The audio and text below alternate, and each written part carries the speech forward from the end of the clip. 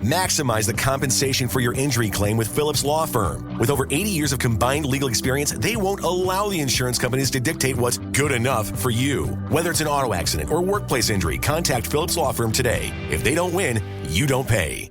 Want a little more pleasure in your life? Make 2024 your year to experience more pleasure than you thought possible. Lovers has the best adult toys, lingerie, and accessories to explore alone or together. Let our associates guide you on your pleasure journey and save 20% on your purchase with Lovers Afterglow rewards. Just mention Love20 at one of our 18 Western Washington locations. Offer valid with free Lovers Afterglow rewards membership until January 31st. Some exclusions apply. Your home is going into foreclosure and you feel like a financial wreck. You don't know where to turn for accurate information. I'm bankruptcy attorney Travis Gagne. Let's talk about some legal options. If we work quickly, we can propose a plan to save your home, modify the loan, or in many cases even eliminate your second mortgage. The consultation is free. I've helped hundreds of people just like you make informed decisions about whether to save their home or exit it on a reasonable, organized timeline. The chapter you choose sets the tone for the next chapter of your life. Please contact me today at choosetherightchapter.com. That's choosetherightchapter.com. 99.9 KISW, the Rock of Seattle. Man, I love it when like my TV shows and my movies bleed over into real life. I love that. Because in all the cop shows, all the shows, every once in a while you see the good guy chasing the perp, and he's got to confiscate a vehicle of some sort in order to help the chase. Get out of the car, and then that person has to hurry up and get out of their car and just hand over a vehicle to somebody you don't even know. Yeah, the Stathams of the world just go, yes. I'm in that car right now, get out. Those are always the best when they don't even have like a badge, or they're just like, get out of the car, I need it. Okay. Yeah. Go after yourself. No, I got somewhere to be. Every once in a while, you get that guy, that's my bike, that's my car. You know, he comes out of a store with an ice cream or something like that and sees someone taking his thing. Yeah. Oh, you know what? Yeah, those are the great movies when you know that the guy, he thought I'm having the best day ever because he's got an ice cream in his hand, and then he sees Jason Statham making off with his car. Just stole his scooter. Yeah. So this really happened. A cop in England had to commandeer a guy's bike to chase down a drug dealer near a park. He rode up, jumped off the bike to tackle the guy, and we got all this audio because he had his chest cam going. Let me borrow your bike. Let me borrow your bike. Thank you.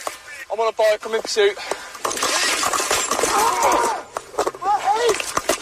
Ow! Got him detained. That's fine. Oh, it's behind your back. Oh, it's behind your back now. I ain't done anything. Yeah, I've rammed him off his bike. I'm going to get this back to its owner. I've just grabbed it off a member of the public. So he's done like a bicycle? Because I thought at first I was thinking, oh, yeah, there it is. He's on a bicycle. That is so awesome. And so he rams the guy, right? And he ran the guy who was also on a bicycle? This is the dumbest police chase ever, and I love it. That is so good. Love this. It does seem like it's from a dumb police comedy. He must be a pretty good bicyclist. He probably has Peloton. Yeah. Yeah, I bet he that's just slammed into the dude right there. There he goes. Oh, man, that is so awesome. Love that. How about this? He eventually did return the bike, by the way, because you never see that in the movies. You don't ever see them bringing the bike back, and the guy like, first of all, how was your ice cream? Did you at least enjoy it? You never see the director's cut. They probably had it in the director's cut. But he did return it to the dude. Mate, I caught him. Wouldn't have caught him without your help. Thank you so much. Really appreciate that. All right. Cheers. Yeah, but, you know, the bike's got to have some scuff on it. I mean, anything for the effort? Anything at all? This is the most polite situation I think I've ever heard. Like, oh, here you go. Thank you very much. Oh, I appreciate you. Much love. Yeah, cheers. Can I get your address for a Christmas card, mate? Yeah. Would you hand over your car if someone said, hey, I need your car? See, you know, I wouldn't, because I would need to see ID. First thing I would say is I need to see ID. Okay, what if a cop's like, hey, give me your vehicle, and he flashes a badge? Yeah, then I'd be like, is he real, or is he just faking me out? I'd be like, can I get a reference? Yeah.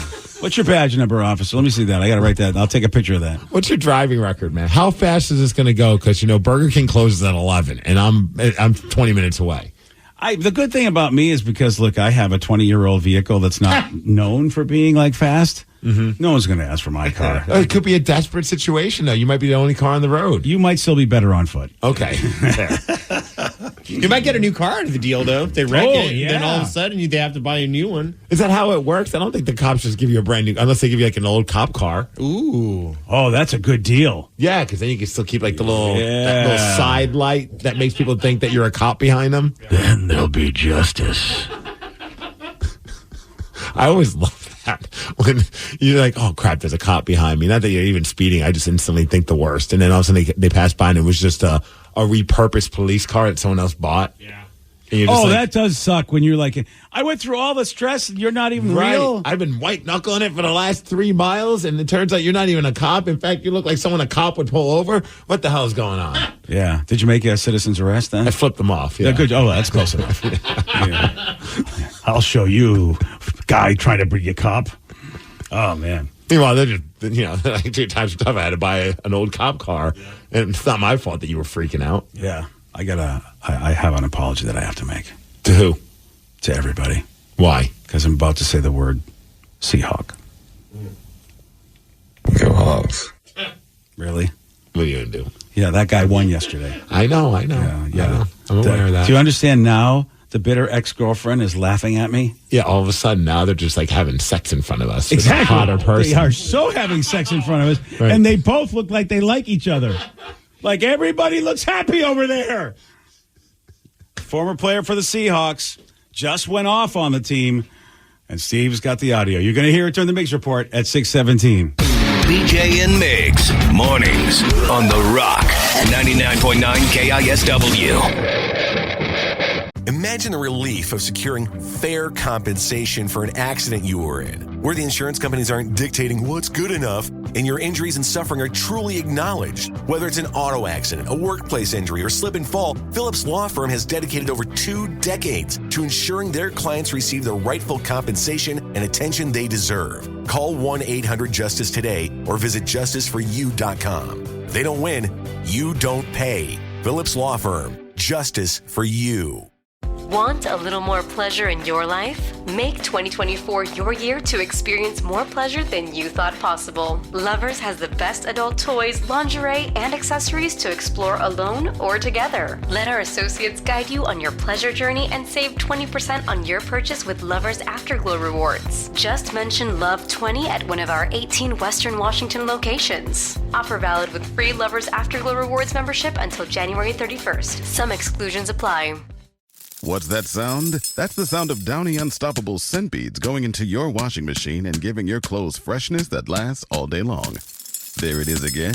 It's like music to your ears, or more like music to your nose. That freshness is irresistible. Let's get a Downy Unstoppables bottle shake.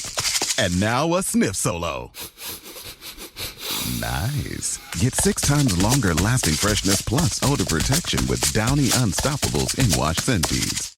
99.9 KISW, The Rock of Seattle. Well informed on the issues of the day? Not this guy. Live from the KISW News Center in downtown Seattle, this is the Migs Report. Well, thanks, you guys, and thanks to Palace Law for giving us the Migs Report. And today, it's a day to stretch. It's National Stretching Day. All right. Okay. Or if you like anyone that has a dog, you see your dog, you put them outside in the mornings, and they always stretch their legs out. And I think every dog owner just yells, "Big stretch!" Yeah. I don't know why that's what we do, but I realized I did it, and then some other people are like, "Oh yeah, I do that all the time as well." Big stretch. That's weird. I don't know why. Yeah, I guess I don't. I'm not part of that club. I did hear some article or something. I don't know where I heard this, but women find men who stretch in the morning very sexy. Like if that's the first thing they do when they get out of bed is they stretch. Somehow it's a turn on for women. So you live with that person already. You can't like post up outside of somebody's house and just big stretch. Look how hot I am. Are you sure? You know what? I'll try that later. All right. Thanks. I'm sure my neighbors will love that. They're like on the Facebook group. Why is this one guy in our development just stretching outside? Well, he said I'm sexy. Yeah. I blame it on you. Well, listen, man, I need all the help I can get, so I'm just going to go around the neighborhood just stretching, see what happens. I can say with confidence, my wife has never said anything when she's seen me stretch. Like, she's never like, oh, I want some of that. Oh, really? No. Maybe she's just saving it up. Maybe she's playing cool. For when? For when it's the time. Anniversary? When the time is right, she'll pounce. Christmas night, she's like, I've been looking at you these last few months, and the way you stretch. I got another tip if you want it. Maybe I'll give it after the Migs Report. All right. Another tip for what you and how you do something that you do every day. It's a normal everyday thing you do that makes you sexy. But the way you do it will make you sexy. Yeah. All right. How about the way you eat a bagel? Because it's National Have a Bagel Day. I was going to say the way you do a bagel, but that didn't sound right. The way you carry bagels could be sexy. Big stretch. There we go, buddy. So enjoy some bagels and stretching. That's today's your day. Man, I don't think the Seahawks deserve to enjoy any bagels today. I thought we talked about this, that we weren't going to talk about this. Dude, we have to talk about it because I've got some incredible audio from a former Seahawks player that not only went on a tirade about the team, but a profanity-filled tirade. Whoa, I am excited. I don't know who this is. So, of course, we'll talk more about the Seahawks game with Mitch Levy at 7:45 from Mitch Unfiltered. I saw some of his takes on Twitter, some interesting stuff about how he feels about Coach Carroll and things along those lines. But Seahawks, they lost 28-16 to the San Francisco 49ers. Now the Seahawks have lost 4 straight. At one point, we were 6-3. We're now 6-7. Yeah, not the way you want to go when you try to make the playoffs. Well, if you just win the next 4, I think things will be okay. Do you think things will be okay? Big stretch. Yeah, it's a big stretch. Well, apparently Geno Smith wasn't stretching enough because, he pulled his groin, so he didn't even play the game. He had some groin injury. I don't know what was going on with him. But I don't know what's happening in his life with a significant other if he has one, but stop pulling his groin. We need him to play. Wait, you just said if he pulls his groin, he stretches, she might pull his groin. That's the problem. Sometimes it's too big of a stretch. Oh, man. Rough game. Drew Lock. I mean, you can't blame him. You got to look at the defense and just what the hell are they doing? Although, Drew had a couple touchdown passes. Did have a couple of interceptions, I believe. Yeah. Could have been like 5 interceptions. Yeah, you're right. Some of those he just got lucky because the guys in the 49ers just dropped the ball. But it's almost like he never started a game for the Seahawks before. Big stretch. Yeah. But let's talk about a former player, a former great for the Seattle Seahawks, just went off on them. So KJ Wright. I love KJ. KJ is like the chillest dude. Anytime I've met him a couple times, super nice. Anytime you see him in interviews, super reserved. Does a great podcast now called KJ All Day, which you definitely should check out, especially after the games. They post them up on YouTube. You get some great analysis from a guy who really is fresh out of the NFL. So we're not talking about like some old school player that maybe just like, these players these days. Like, why are you looking at me like Chris Collinsworth when you say that? Okay, well, anyway, so KJ, I have a few clips, but I think they're all worth listening to. So after the game, he does his podcast, and he's just not happy with the team. He's not happy with how the team is just not performing for their coach because he has nothing but love for Coach Carroll. He just feels like this team is just not staying disciplined. And here's KJ going off on the team. When I talk about this team is distracted, the discipline right now is a big concern for me. The lack of guys being held accountable. Let's just go back to the day. Let's go back in the day. When they go low, I go lower. Oh, now I'm getting ejected from the game. It comes to a point where you're not even focused on your opponent. You worry about some dumb shit.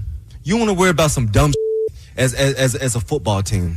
You're over here worried about stuff that gets said in the media, folks tweeting at you, what the fans saying about you. You're not even worrying about the San Francisco 49ers.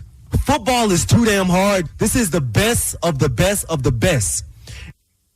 I don't know who he's talking about. Say you're talking about Jamal Adams and DK Metcalf without saying you're talking about Jamal Adams and DK Metcalf. Dude, it's I love the fact, because look, who am I? I'm an idiot that thinks I know what I'm talking about. But when you hear KJ Wright say the same things about those two football players, because that's the disappointing thing, which is why I was always up for trading DK Metcalf, because I just felt like I don't think this guy is going to get better with his mental discipline. I just don't think so. He learned sign language, man. Oh, yeah, that is true. Did you see the 49ers long snapper? He put up a thing where he's doing sign language and asking if anyone can understand what he's saying, and people translate it. He basically said in sign language, F around and find out. And I thought that was kind of fun, even though, of course, you're a Seahawks fan. You don't want to like anything from the 49ers, and a bunch of people being salty at him. And he's just been posting like the Jordan crying meme. He's just trolling the Seahawks. That's a great thing to do. If he was on our team, we'd love it. All right, here's more from KJ Wright, just going off about the team. Now, if we got these distractions I have to worry about as a coach, I can't even get to stopping football because I'm worried about this other stuff as a football team. That's the immaturity stuff that I'm talking about. That's the immaturity stuff that I'm mad about. When you do silly stuff, or when somebody call you out, oh, that person hating on you. You're the problem. You're the one that got an issue. And it shows up each and every Sunday. I know what championship football look like. I can look at the winner's eye and tell what they look like, especially when stuff going bad. When stuff going bad, I see people's true character. And what I saw from this football team in this last 3 minutes of the game was really disappointing, really upsetting. Pissed me off today. Seth's a little upset. I love it. It's so Man, great. do I love it. Because the guy, he gets to say what he wants to say because he lived it. And he's not a guy that usually trashes on any players or anything along those lines. And he's right, man. Those last few minutes when all that fighting was going on was just unnecessary. It's you really look like what you are. And here's more from KJ Wright. He keeps going. I'm not even done. Let's go to the sidelines. Some random ass player, I don't even know who he was, went up to DK Metcalf, put his arms around him, kikiing and ha-haing, laughing, smiling. You mother is losing right now. Your star receiver just went up and grabbed a guy's face mask 2 or 3 times. What's so funny on the sideline? What are you laughing at? What are we doing? We need to get this guy as one of the coaches for the Seahawks. It is amazing at this level that you still can have people that are just bad. Yeah. You know, it really, as far as not physically, but mentally, you know, their attitude. Yep. Yeah, it is. Look, if Jamal Adams is done, he is not on this team next year. Man, that no one doubt touchdown about it. where he's just like trotting behind the guy, and you're just like, come on, dude. I've been such a supporter. It's kind of hard to like defend that dude when like you're seeing that kind of crap going on. And I'm telling you right now, the DK watch for me, I'm telling you, the DK watch is on. I think they're done with him too. And if they can find a way to get something for him, I think he's done. Yeah, I mean, he's costing them too much. Yep. Yeah, no, I mean, you're not and even when like some people like I didn't target him enough, the times that they did, it almost seemed like he was getting intercepted. Those were the interceptions were happening, or a couple of close interceptions that could have happened in those situations. And we have one last clip because everyone's like, okay, you know, he's not done. No, now he wants to share like what it takes to be a champion, and shares like some of the stories from back when he was a player and what it took for him and his teammates to be champions. We are a talented football team. Let's understand that. We got first-round picks here. We got guys that's the highest paid at their position. We got guys that's going to be Pro Bowlers at the end of the year. Talent is no question. Talent is no issue. What we are is a team that is not connected. When I look at this team, they're so distracted. We watched film together. I got to the building at 6 a.m. on a Wednesday morning and watch film with the linebackers. On a Thursday after practice, I got with the DBs. We are watching film together as a unit, and we're talking. We're not on our phones. We're not on TikTok. We're not doing all this weird stuff that these guys are probably doing right now. We are balled in, we're connected, and we're focused on winning ball games. My question is, do these guys have their tickets already booked to Cabo right now? I'm mad, man. I'm mad because I know what winners look like.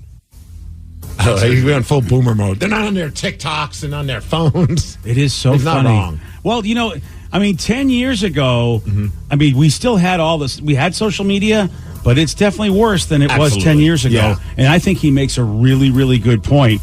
You know, look, there's a lot of good points that he's made. What a great podcast. Oh, dude, yeah. If you want to hear it, KJ all day. It's on all the podcast platforms or on YouTube as well. They have the video version. That's where I caught all that stuff, and it was just like, man, he was fired up, and I can understand why. That was a tough game to watch, and definitely an undisciplined team right there. But you know, you lose 4 straight. At least you're not the Seattle Kraken, who have now lost 8 straight. Lost to the Wild. It's like they're just trying to they're in a battle to see who can suck more.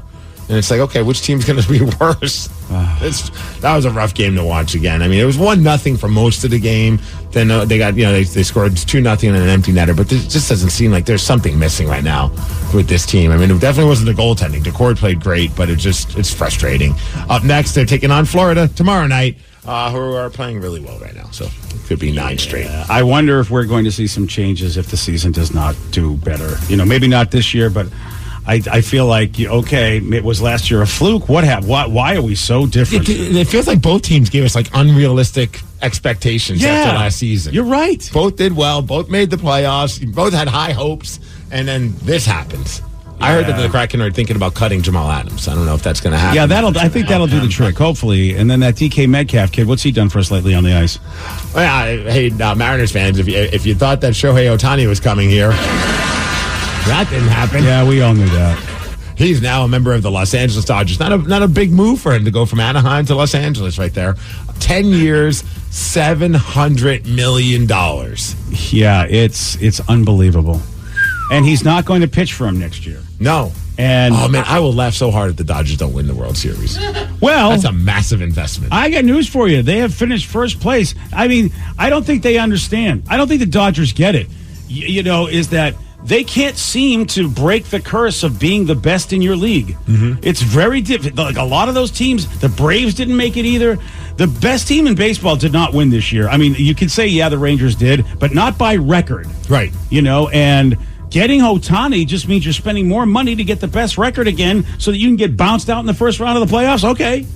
Be like the Mariners and do nothing.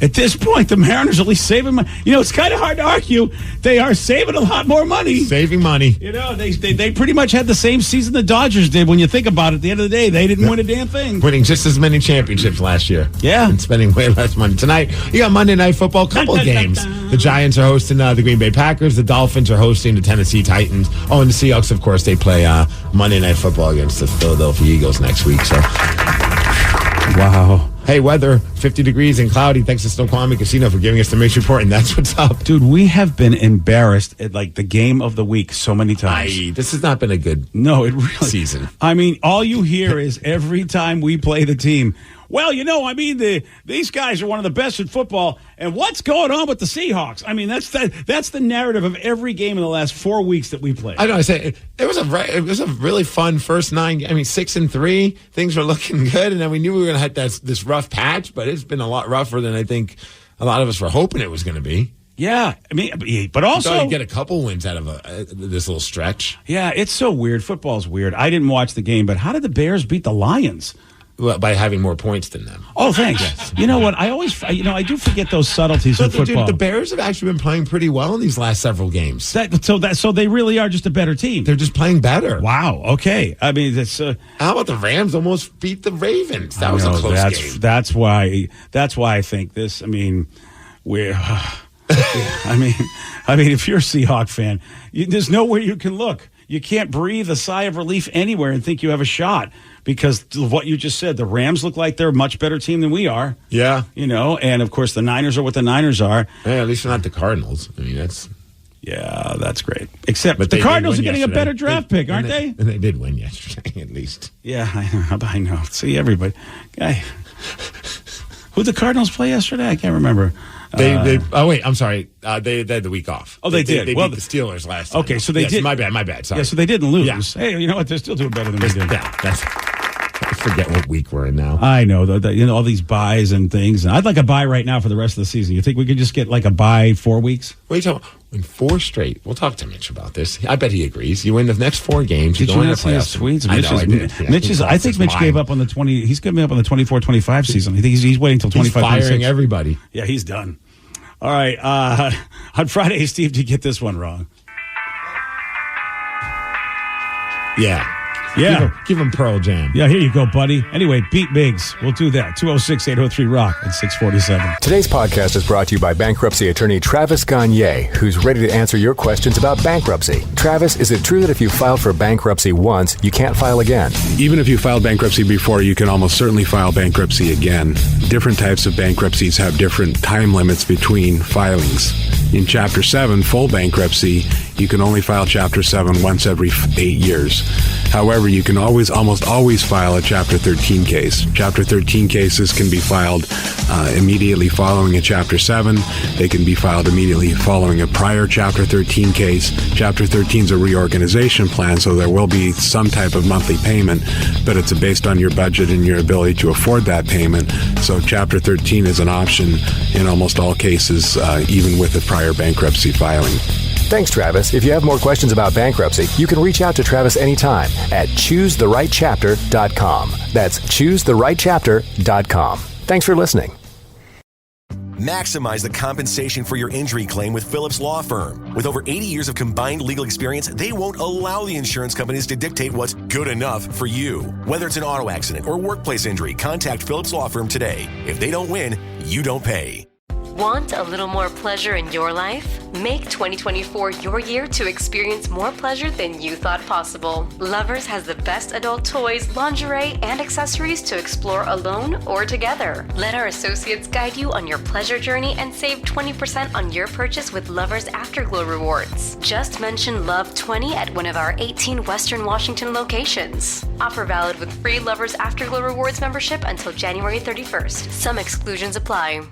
Imagine the relief of securing fair compensation for an accident you were in, where the insurance companies aren't dictating what's good enough and your injuries and suffering are truly acknowledged. Whether it's an auto accident, a workplace injury, or slip and fall, Phillips Law Firm has dedicated over 2 decades to ensuring their clients receive the rightful compensation and attention they deserve. Call 1-800-JUSTICE today or visit justiceforyou.com. They don't win, you don't pay. Phillips Law Firm, justice for you. Want a little more pleasure in your life? Make 2024 your year to experience more pleasure than you thought possible. Lovers has the best adult toys, lingerie, and accessories to explore alone or together. Let our associates guide you on your pleasure journey and save 20% on your purchase with Lovers Afterglow rewards. Just mention Love 20 at one of our 18 Western Washington locations. Offer valid with free Lovers Afterglow rewards membership until January 31st. Some exclusions apply.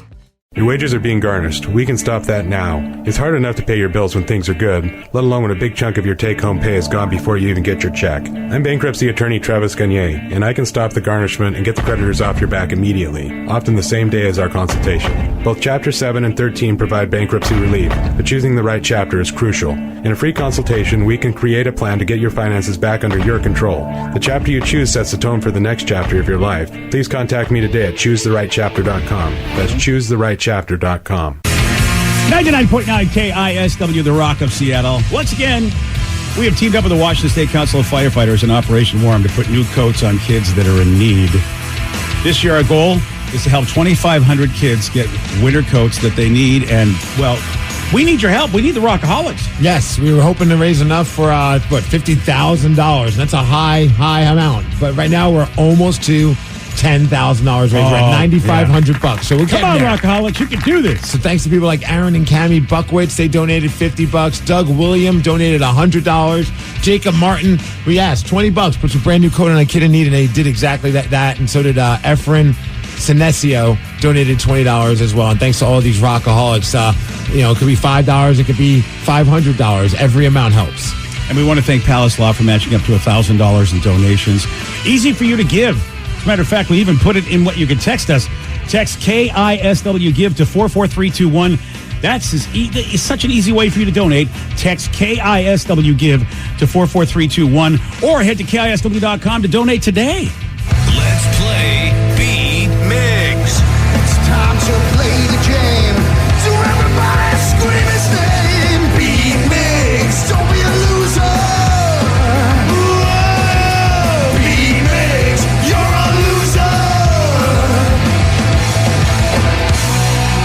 Ready to be Migs. I know Blake from Renton is. Blake, are you there? I'm here. All right, Steve, now get out. Goodbye. For those playing at home, Blake has 60 seconds to answer 10 questions. You can pass all you want, but you only get 3 guesses per question. Are you ready? Hello. Are you ready? Blake. Yeah, I'm here. Ready. Okay. What is the term for a rotating tray often placed on a table to help in distributing food? Lazy Susan. Yes. What nation separated from the United Kingdom in 1921? Wales. No. Britain. No. Croatia. No. Christmas lands on what day of the week this year? Sunday. No. Monday. Yes. Noise. Gene Wilder played Jim in what 70s movie?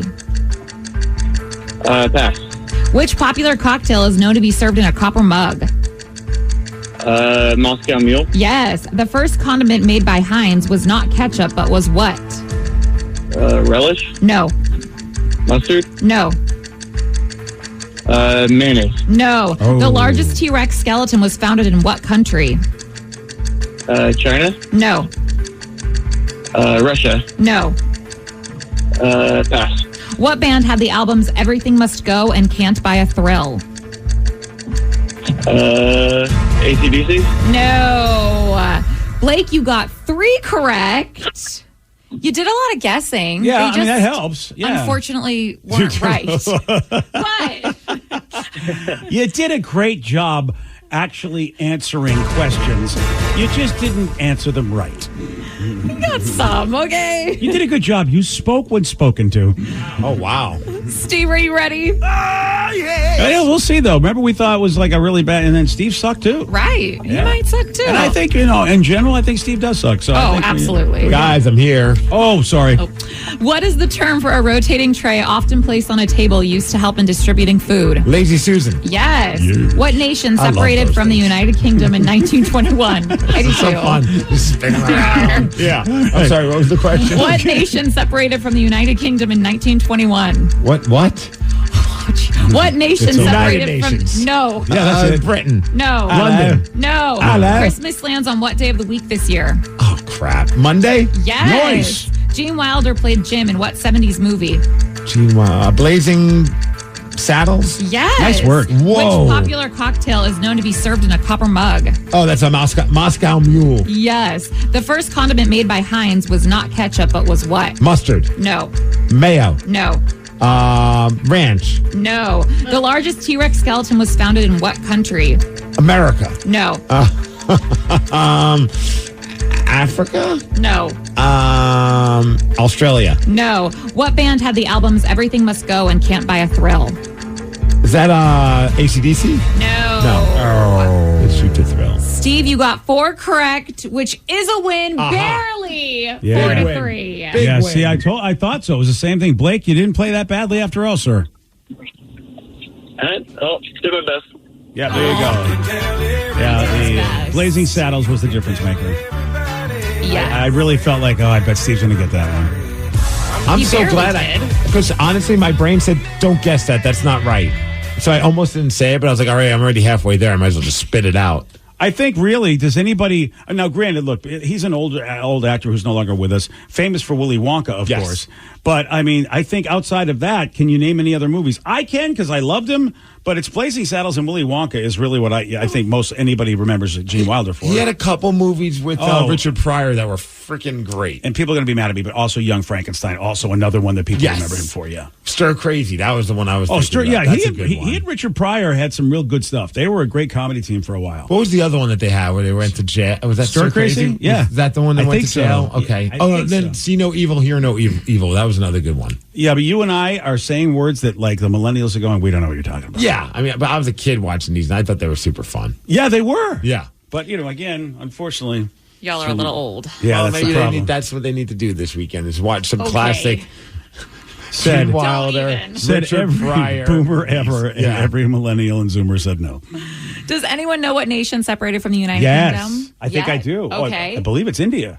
No. France. Oh, Wow. geez, everybody has a separation from England. So it wasn't, I don't know. Ireland. Yeah, that's what I Oh, thought. Ireland. Oh, from the UK. Yeah, man, come Yes. Oh, I totally heard that wrong. Maybe you should listen to the question better and ask Yeah. multiple times for it. Jeez. But let's be honest. The UK is pretty much, you got to deal with England when you're in the UK. And everybody's pissed at England. We have an Independence Day. India has an Independence Day. And apparently Ireland's like, yeah, F you. We'll do our own thing. You both got that Christmas lands on a Monday, which I just want to let everyone know that's in exactly 2 weeks. So it's if 2 you're not weeks from now? 2 weeks from today. So I haven't got all my stuff. yeah, I haven't either. I'm going to pull a Joey. I'm going to have to just go, guys, your part. Everything is coming. Yeah, everything's not going to make it on Christmas. Damn, but dude, I got to get start going shopping. today. Yeah. yeah, the first condiment made by Heinz was not ketchup, but Was it steak sauce? No, Oh, I I- think this stuff is disgusting. I think you eat it with Blue beef, cheese? horseradish. Horseradish. Oh, they made horseradish first? Yep, that was their first product. You don't like horseradish? No, it's nasty. It's amazing. Oh, that is no. I can't even stand the smell of that. Oh, my gosh. Do you not like wasabi? No, God, no. Oh, okay, I then. can't stand the smell of that either. All right, that makes sense then. Oh, That like tracks. burns your nose hair. That's the best feeling. Oh, That's no, the no. best burn because it just happens, it hits you, and then it leaves. But it's disgusting. It's not disgusting. It's definitely not good if you think it's grits. and take the entire ball into your mouth at a charity event and then have to somehow not look like you just did that in front of a bunch of dignitaries of a town and not look like a complete moron. Oh my, it was horrible. This is just some random occurrence. Not I you, had never lived in the South, and all of a sudden I was a gritsaholic. I'm like, I have to. So I go to this table and a little ball. It's like, can't believe they don't have any more grits, but all right, I'm going to take them. These must be them fancy grits. Yeah, I'll give you a little scoop. And I'm at a table talking to people, going blah blah blah blah blah, do it because I'm the host of my table that I'm at, charity thing.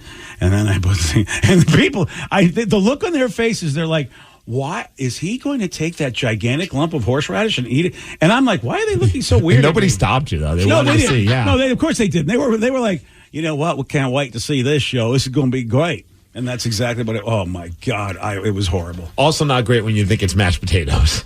Yeah, same deal. Done that at a buffet once, where you got the prime rib. I would get just a giant amount of horseradish because it's fantastic. Unlike what you think there's. I can feel that in my mouth with you saying that. You know, when it starts to saliva. Ugh. And I put the mashed potatoes right by it, and I was just just willy nilly just scooping things up. And next thing you know, I'm like, that was not mashed potatoes. Oh, it's a beating. It was so. But the nice thing is, it goes away rather quickly. You're right. It does. It's not like Mexican spice food or something like right. that, or like hot wings or something where it just lingers forever, like a jalapeno or something. Yeah. Does anyone know the largest T-Rex skeleton founded in what country? Is it Russia? No. Oh, Egypt. Canada. Okay, I think I would have got there. No, you wouldn't have. Well, it's a cold place. You feel they find all sorts of cool stuff under the snow. I feel like. Okay. I don't think you would have gotten there. Wow. Yeah. You question my integrity? Yes. And do you know what band has the albums Everything Must Go and Can't Buy a Thrill? Oh, crap. I really am drawing a blank. Steely Dan. Oh, man, I'm glad. I actually feel like it's okay. I don't know that. Yeah. Really? J-Rubs knew that. I don't know. J-Rubs is way too young to be a Steely Dan he's fan. An old soul. J-Rubs played music. He was a bassist in a band. So I can understand that maybe that was a band that he was into. Wait. He was? Yes, we have a bass in our guitar. We do have. I wonder why we have guitars all over the place. I just thought this is the dumbest. The guitar fairy just showed up and dropped them off? Well, no, but I thought he brought them, but he's never played them. He's never talked to me about it. And I thought, why does this idiot have all these guitars? Wow. Don't call my man an idiot. Okay, why does this idiot, who's my daughter, have a man that has all these guitars? There we go. It's proven that usually a daughter does find a man that reminds her of her father to marry one day. Is that where we're going with this? Yeah. Okay, you know what? I appreciate the train leaving the station. I'll try to be on it. I don't like that comparison, actually. Can we not? No. Yeah, he used to play, Dad. Thanks for paying attention to his life. Yeah. Oh, I did. By the way, I remember I promised I was going to give you a tip about how to be sexy in front of your woman. Yeah. I was kind of hoping to forget that, but yes, please. It's a good tip. Oh, just like stretching in front of her? Yes. Okay. Look, it's based on articles that are written by, I hope, women that are horny. That way. When you go to Barnes and Noble or at the bookstore or go on Amazon, do you just search the women who are horny authors section? I would rather not answer that question. Please tell us. Enlighten us. All right, so we told you at first, stretching, I found out women love it when they watch their man stretch in the morning. Right. So, women say they find that a turn on. And by we mean BJ. Yeah. You mean that I turn on all the women? No, you said we told you. I was like, no, you're the only one. It's out of an article. It's not like I'm an expert on this. Okay. I heard this story. I don't know if I heard it on the news. I don't know where I heard it, but I heard it somewhere, and I'm like, I love to turn on women. I need all the help I can get. So I'm like, tell me all your tips. That's a new shirt. I love to turn on women. BJ Shea loves to turn on Danny, women. I look for pro tips anywhere I can get. It's not like I can walk into a room and turn on a woman. I need all the help I can get. So what's tip number 2? All right, so tip number 2 is how you take your T-shirt off.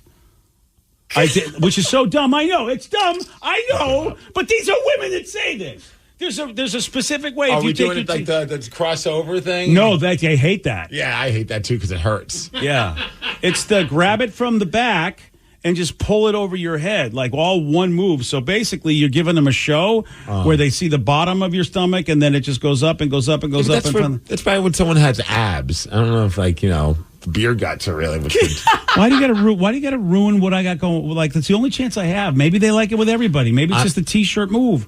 Why to be honest, I was hoping you were going to say you rip it like Hulk Hogan right before a match. Well, of course, that would turn you on. It would. Yeah, I mean, this wasn't written by you. I understand that if it's a wrestling theme in bed, you're always going to be turned on. All right, so we have a lady in the room, Sarah. What would you rather, J-Rubs, if he was to take his shirt off from the back or rip it open? Rip it open. Right? That's a lot hotter. Scream. Yeah, well, congratulations. My T-shirts are a little bit more expensive. I'm not doing that. I was going to say, besides the fact that you completely just ruined your shirt, depending how expensive it is or not. Yeah, you better be going to Walmart getting your T-shirts, okay? Yeah, well, I go to Nordy's for mine. I'm not ripping them shirts for some bitch.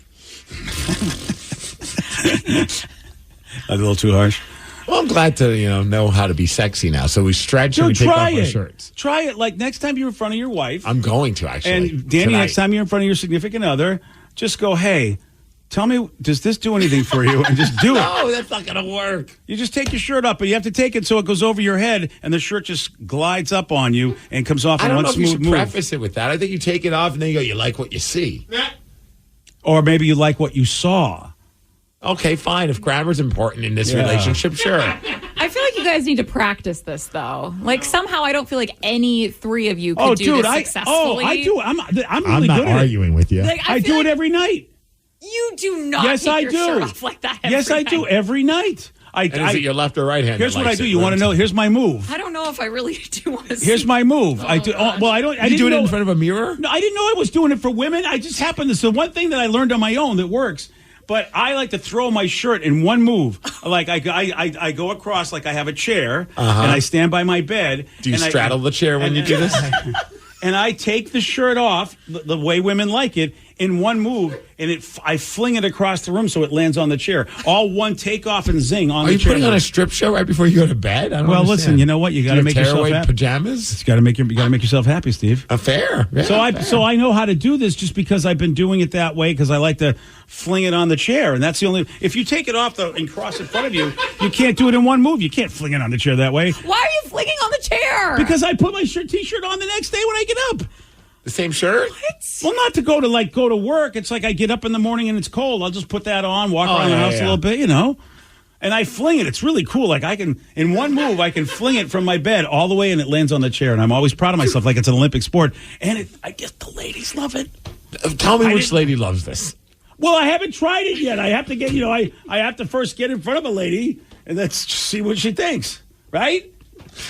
Right. There we go. Look, the article that... I don't even know how I take my shirt off, to be honest with you. I think I just do it I don't even know if I go under like that or... Oh, yeah, no, but don't go don't go under. Don't pull... No, don't do the one arm thing. The women were very adamant that don't do that. Okay, I'm trying to help out the brothers here. That's all I'm saying. Yeah? Do you think it's working? What, I'm helping out the brothers? Yes. Well, we'll get texts from tomorrow. We have women that listen to this show. Yeah. Maybe they can tell us if they like when the dude does that T-shirt maneuver where it just he slides it over his head and you get to see it just right up I would your love butt. to hear from people telling us if this was the article. They love when men stretch and they love when they take their the T-shirt off the right way. What website is putting this article out? I don't know. Probably, NFL.com. I have no idea. Okay. This is what Travis Kelce does with Taylor Swift? He takes his T-shirt off that way. I guarantee he does. I'm in then. I think Patrick Mahomes helps him take his T-shirt off. I'm super in then. Okay, that's enough. You know what? I'm done. I try to help people. I can't help you. No, I appreciate it. You know what? Listen, I'm just going to get all the biatches. Someone said, keep going, BJ. Ha. I'm curious for other tips. Those are the only ones I got. Those are the only two. That's all I got. How to stretch in front of your woman in the morning. Stretch in front of your woman. She likes that. And take your T-shirt off the right way. That's all I got. What about combining the two? As you're pulling it off, you stretch. Don't look at me like that. Why did you look at BJ like God that? dang. I am now like... I just feel harassed. Don't address me with your eyes, sir. See what by the way, do you know what would happen to you if I now just took my T-shirt off the right way? You wouldn't be able to control yourself. What did I say? I just saw how you looked at me. Exactly. You looked at me just how you look at me now. And then, you know what? He gets excited when he's doing something cool. It's sort of like, I feel so sorry for his wife. You know, it's really hot. Hold on. And then he starts doing stuff and he's like, oh, that was good for me. How about you? She's like that, don't you? Yeah, I'm going to go, honey. I gotta do anything but this.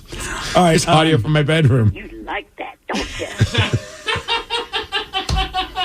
Sarah, put a poll up on the socials. Okay. How Do you like when a man takes a T-shirt off where he slides it all over his head, like all one move over his head? No, Okay. And Put that on BJ's Yeah. Twitter, Flings not off. on KSW's. Oh, why not? We have Well, I women. don't know. Our social media people probably like, what are you guys doing? Okay, fine. I'm trying to help out men. I know. I appreciate it. This is All a right. public service announcement. Hey, are you having problems at work, relationship issues, or any other random problem where you need advice? Well, apparently you shouldn't listen to me. But you know what? We are here for you. Call us, text us now, 206-803-ROCK. It's Help Wanted. We're going to do that at 7:17 on The Rock. BJ and Migs, mornings on The Rock, 99.9 KISW.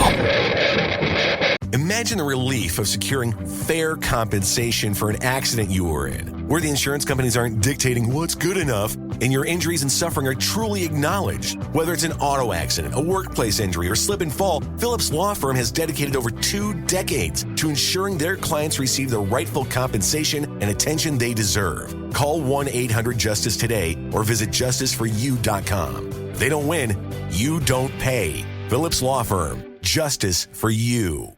Want a little more pleasure in your life? Make 2024 your year to experience more pleasure than you thought possible. Lovers has the best adult toys, lingerie, and accessories to explore alone or together. Let our associates guide you on your pleasure journey and save 20% on your purchase with Lovers Afterglow rewards. Just mention Love 20 at one of our 18 Western Washington locations. Offer valid with free Lovers Afterglow rewards membership until January 31st. Some exclusions apply. What's that sound? That's the sound of Downy Unstoppable scent beads going into your washing machine and giving your clothes freshness that lasts all day long. There it is again. It's like music to your ears, or more like music to your nose. That freshness is irresistible. Let's get a Downy Unstoppables bottle shake. And now a sniff solo. Nice. Get 6 times longer lasting freshness plus odor protection with Downy Unstoppables in-wash scent beads. Is your relationship going sideways? Have a family issue? Problems with your coworker? Do you need advice? We're here to help. No problem is too dumb. No dilemma is too silly. This is Help Wanted with BJ and Migs. 99.9 KISW, The Rock of Seattle. So, Help Wanted. What are we doing over here? Well, you rockaholics have been giving us phone calls, text messages for a long, long time and said, hey, can you help us out, man? You know, any problems you got going on, relationships, work, and you, sometimes even dumb problems. We're really good at those. And we thought, you know what? Listeners on the Loose just isn't enough time. Right. So we've created Help Wanted. And we're here for you. 206-803-ROCK. Call us, text us. We got one that just came in during the break, so I figured we should just get to that one right away before we figure out what else we want to do. It says, help. My wife says she's no longer attracted to me. I listened to some radio guy advise me to take off my shirt and stretch, and now she doesn't want to talk to me. What should I do? LOL.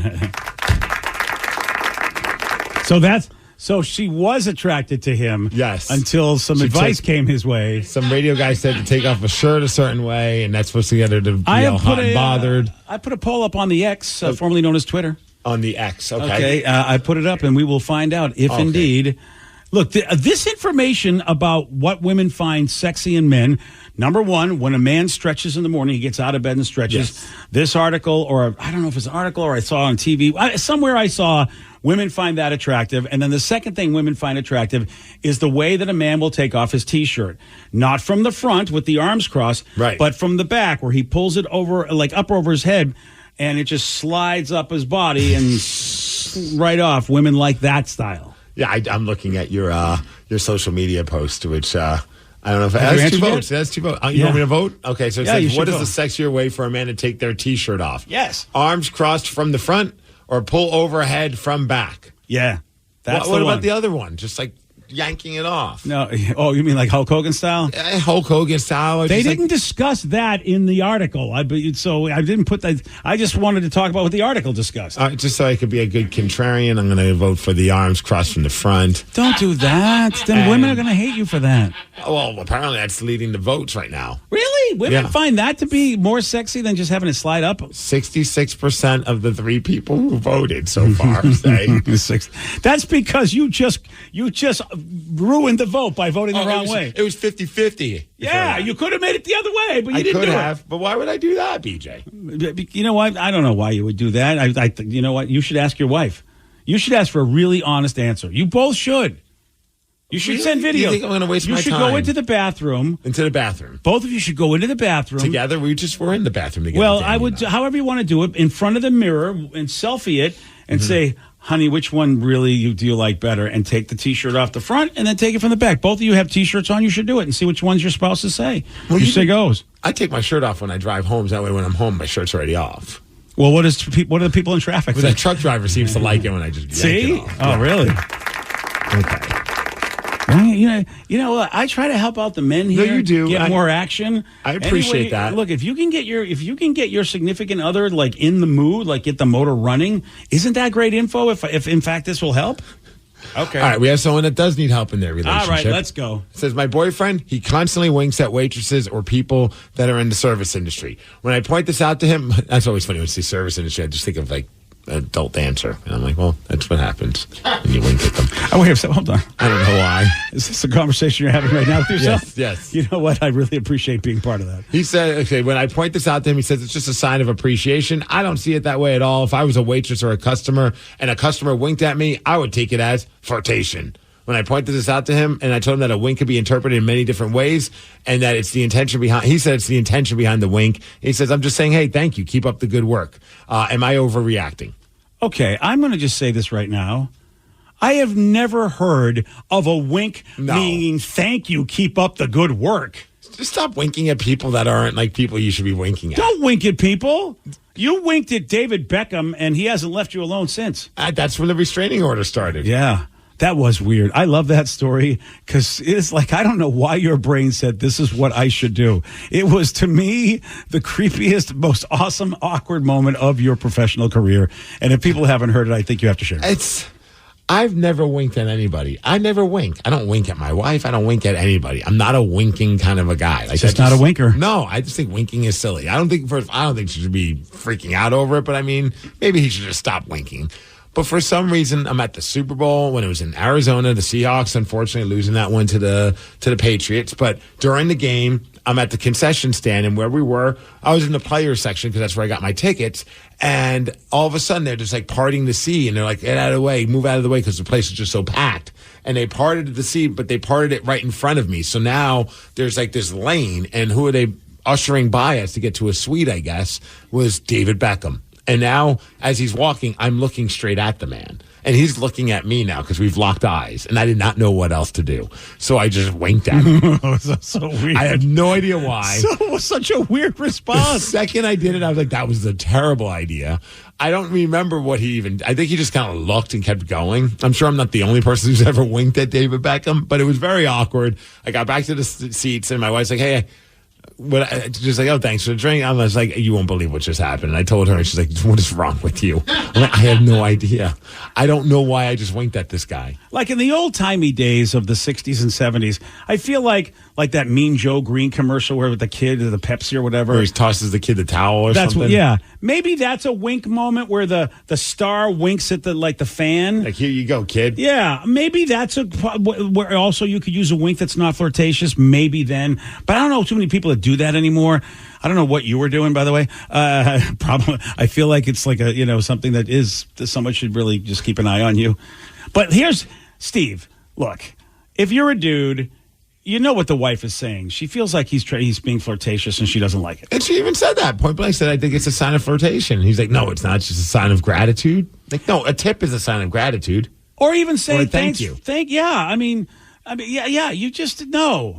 It definitely looks like you're trying to like, hey, baby, what's up? Trying to slide into their DMs. But he could be like the winking guy. I'm not, he should, if the wife feels uncomfortable about it, just stop. Why are we arguing? Does he wink with men?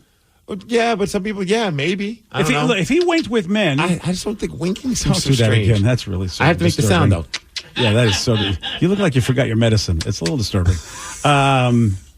Yeah, I feel like he doesn't wink at men. I feel because you get male servers. That's true. So I feel like she's 100% on to him, and he probably knows. Look, and it's okay. Look, better than a pat on the butt. We flirt. I read a study that's saying that here we go with your studies. I'm sorry, it's all friggin' science.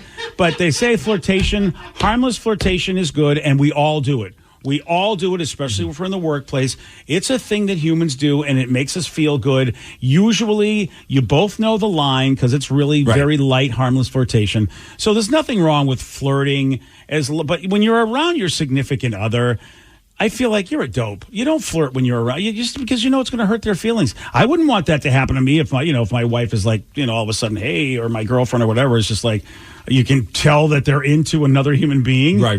You're like, well, that doesn't make me feel good. Damn.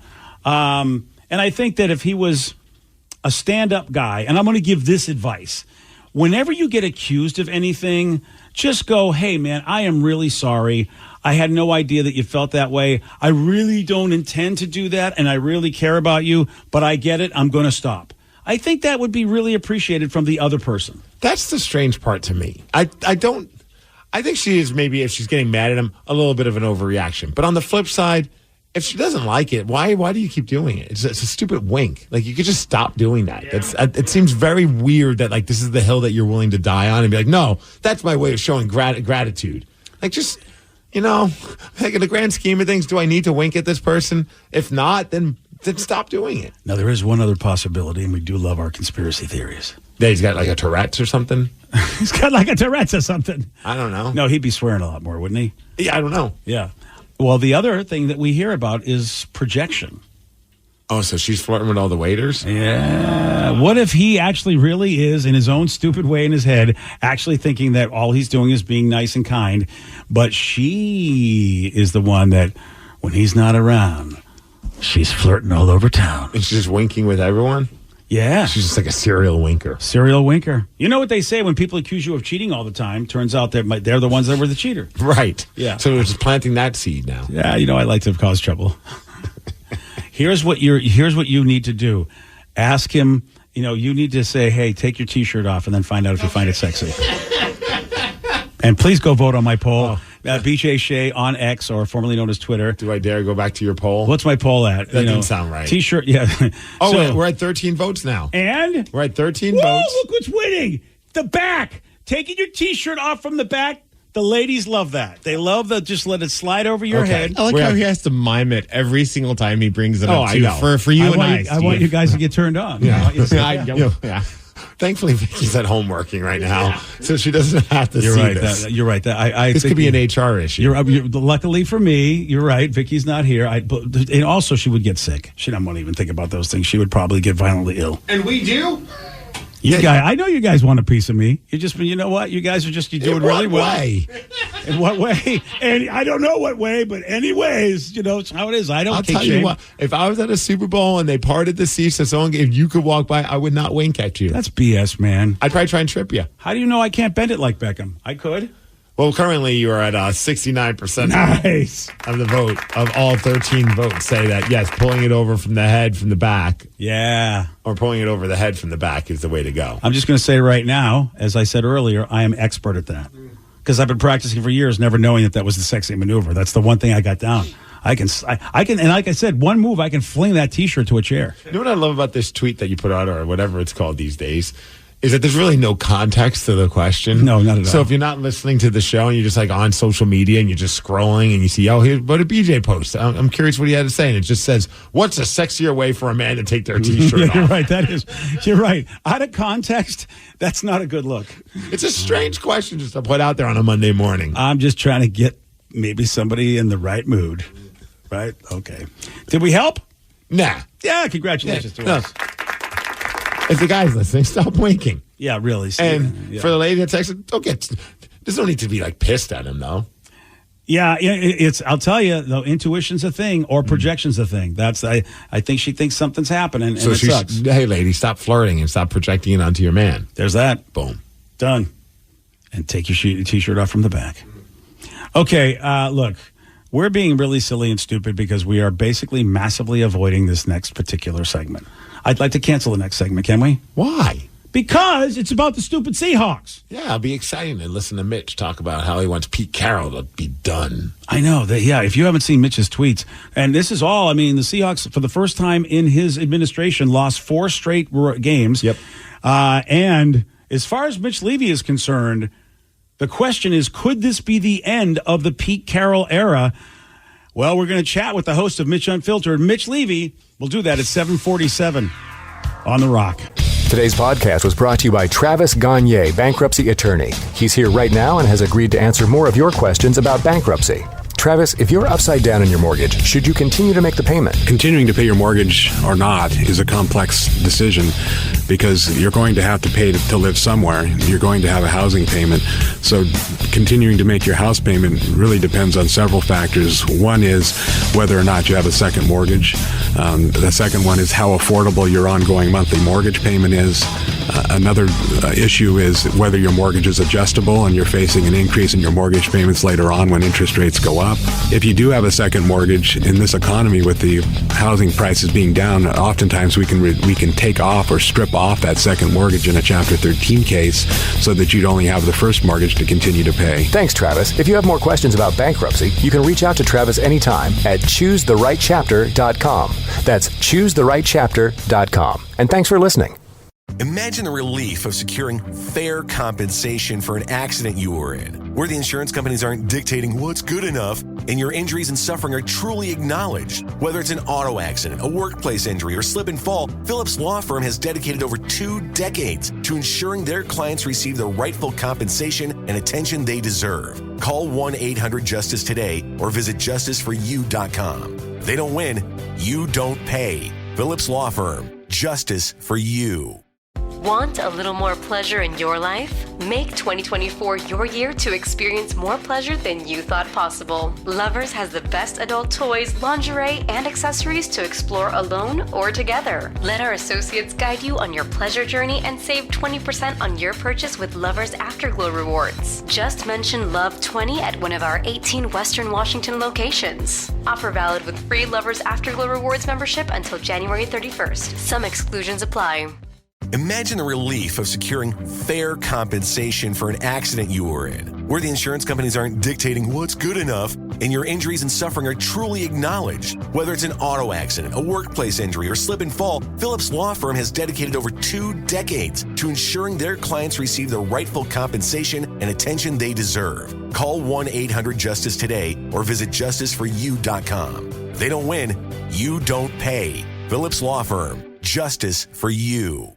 Want a little more pleasure in your life? Make 2024 your year to experience more pleasure than you thought possible. Lovers has the best adult toys, lingerie, and accessories to explore alone or together. Let our associates guide you on your pleasure journey and save 20% on your purchase with Lovers Afterglow rewards. Just mention Love 20 at one of our 18 Western Washington locations. Offer valid with free Lovers Afterglow rewards membership until January 31st. Some exclusions apply. Your driver's license is important so you can get back and forth to work, get your kids to school, and back and forth to daycare. If your license has been suspended because you can't pay your tickets, you can't do any of those things. Let's talk about Chapter 13 bankruptcy. You may have heard the tickets cannot be discharged, but they can be dealt with in a Chapter 13 case. Why not come in for a free consultation? The chapter you choose will make all the difference to your getting back legally on the road. Let's design a plan to pay off your tickets and restore your license immediately. I'm attorney Travis Gagne. Please contact me today at choosetherightchapter.com. That's choosetherightchapter.com.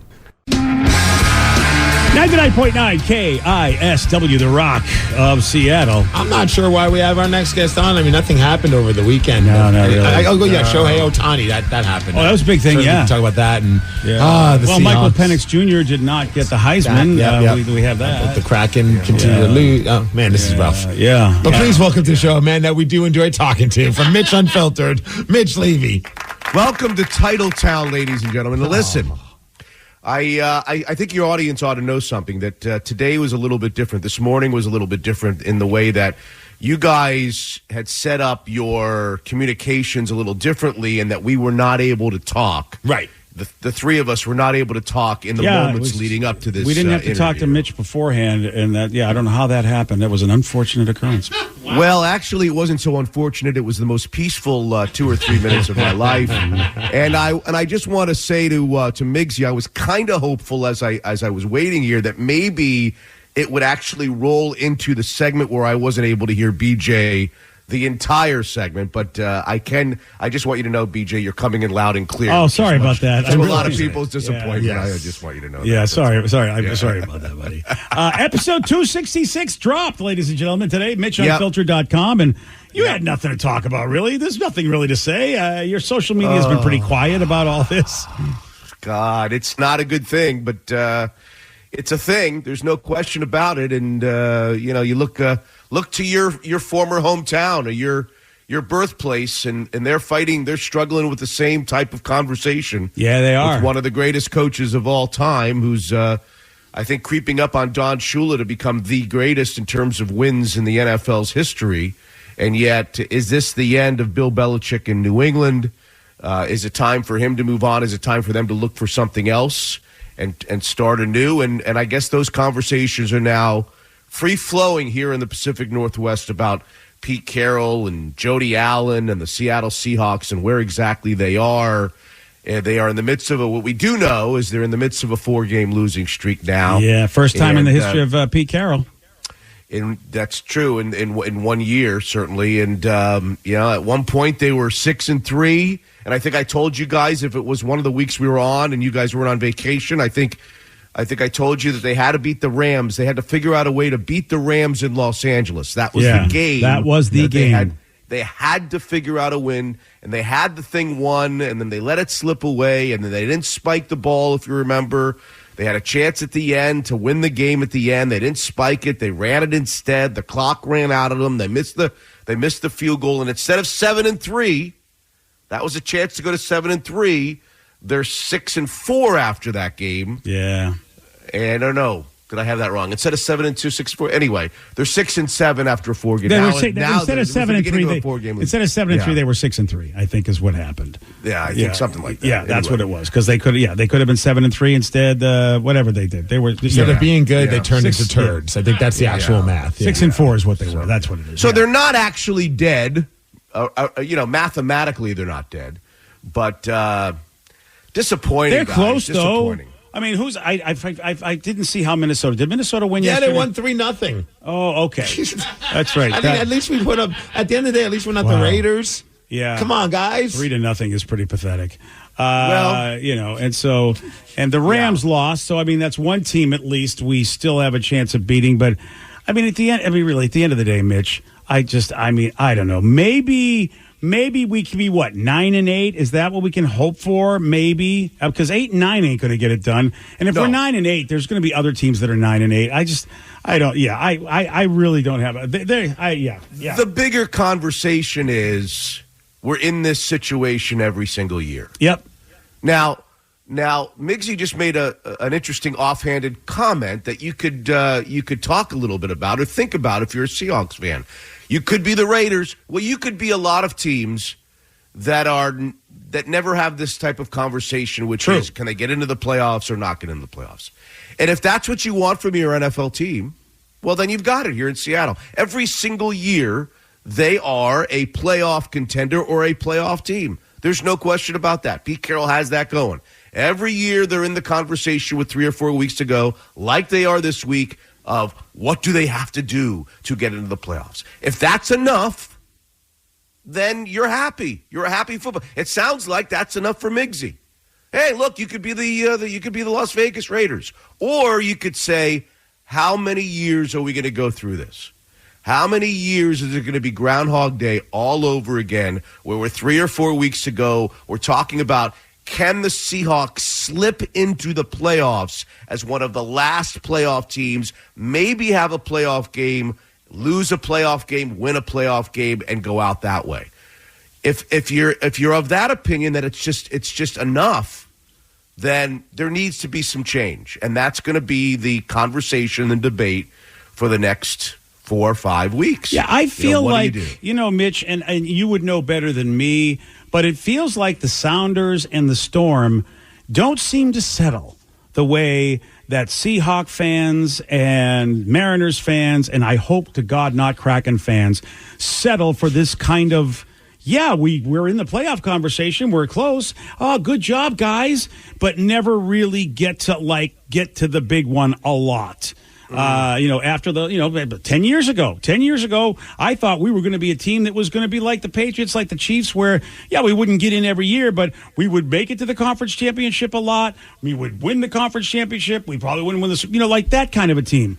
And we're not. We're, like you said, and the Mariners are, I think fans are like the same thing. It's like, well, they're close to the playoffs. Well, they got in that 1 year, and the mediocrity that's accepted doesn't seem to be accepted by Sounders fans. And also, the Storm don't seem to, the Storm seem to go, hey, look, we want to put a winning thing on the court. And it doesn't happen every year, but they've had great success. Do you see that being a systemic issue with some Seattle fans when it comes to some of our teams? I don't know if it's the fans. I don't know. To say fans, that's a big word. Well, here's why. I'm from Boston. I know you are. And those fans, Yes. they're very vocal about how sucky the team is. Yes. Seattle fans are, hey, great job, guys. The attitude's nice. I don't think it's a bad attitude. But then the management doesn't have to do anything if the fans aren't going, you suck, and I'm not going to go to your games, and I'm not going to watch you on TV. I see you suck. I see you suck on my phone. I'm not going to go to your games. I see a lot of, the Mariners fans, you talk about the Mariners fans. Yeah, there may be a portion of them that accept where they are. But there is a loud, you may call it a minority. I'm happy there's a loud group of Mariners fans that are absolutely fed up. Especially they're fed this up with offseason. the previous ownership. They're fed up with this ownership. Yeah. They don't like what's going on, and they vow not to go. And by the way, they got to be the majority, Mitch. They do. That's the only thing. You're right. They're the minority, but they've got to be the majority. I don't see. Well, change. maybe they're the minority. Maybe they're not. It seems to me that stadium's empty until the last 2 weeks of the season. Not empty, obviously, but they're not getting big numbers. So maybe it's the majority of Mariners fans that has seen enough of this treatment and the way they're going about the business. It's two different situations because you've got in the Seahawks the obvious. You've got Pete Carroll, who has done a hell of a job. In total, he brought a Super Bowl. He took them to 2 straight Super Bowls. He took the Seattle Seahawks, the lowly Seattle Seahawks, to 2 consecutive Super Bowls, won one, should have won the other, and that has earned him, rightfully so, a really long leash. A really, really, really long leash. He is potentially a Hall of Fame coach in Seattle. So it's not easy. It's not easy to go and say, I want a new coach. I want them out with the old, in with the new. This is enough. Enough's enough. It's not easy as it pertains to Pete Carroll. The Mariners conversation is more of an ownership conversation. Yeah. Conversation. Now, we had this conversation on the podcast this morning that came out, 266, as you mentioned. MitchUnfiltered.com. And MitchUnfiltered.com or podcast, wherever, Apple Podcasts, whatever. The conversation has been directed for the Seahawks to ownership as well. And a lot of people are wondering if that's part of the problem. Oh, boy, yeah. That since Paul Allen passed away, first of all, Paul Allen passes away, and maybe we were headed to this conclusion years ago. Yeah. But Paul Allen passes away, his sister Jody takes over, and she's not in any kind of position in her own mind to start firing Hall of Fame Super Bowl winning coaches upon taking over the reins of the Seattle Seahawks. She never does an interview. She never talks to anybody. Nobody knows what she's thinking. Nobody knows how she feels, how strongly she feels about owning the team. We know that it's going to be sold at some point because that's the directive of his estate. There's also, as I understood last night, I found out last night something interesting that I never knew, that when Paul Allen built the stadium with King County, that there was a date set forth within the contract with King County that if the Allens sold the team before the date, which is coming up in 2024. I think it's March of 2024. If the Allens had sold the team to somebody else, the Allens would owe 10% of the purchase price to King County. Oh, so let's say the purchase price is $4.5 billion, which is about the going rate. Commanders, so forth, that just got sold. Let's say it's $4.5 billion. If the Allens were to sell the team before that date, which is coming up now, March of 2024, they would owe King County $450 million of the purchase price. Well, there's no way they were going to sell it before then. Yeah. So now that date comes and goes in March. It frees the Allen estate, Jody Allen, to go ahead and sell the team. And there's a lot of people that think this is part of the problem. She's not really an NFL owner, doesn't really want to be an NFL owner. There's some thoughts about that. And, what will they do? Do we need, and in the background, there's the obvious gorilla in the room, and that's Jeff Bezos, who has made it very, very much no secret that he wants to own an NFL team. And I think he wants to own the Seattle Seahawks.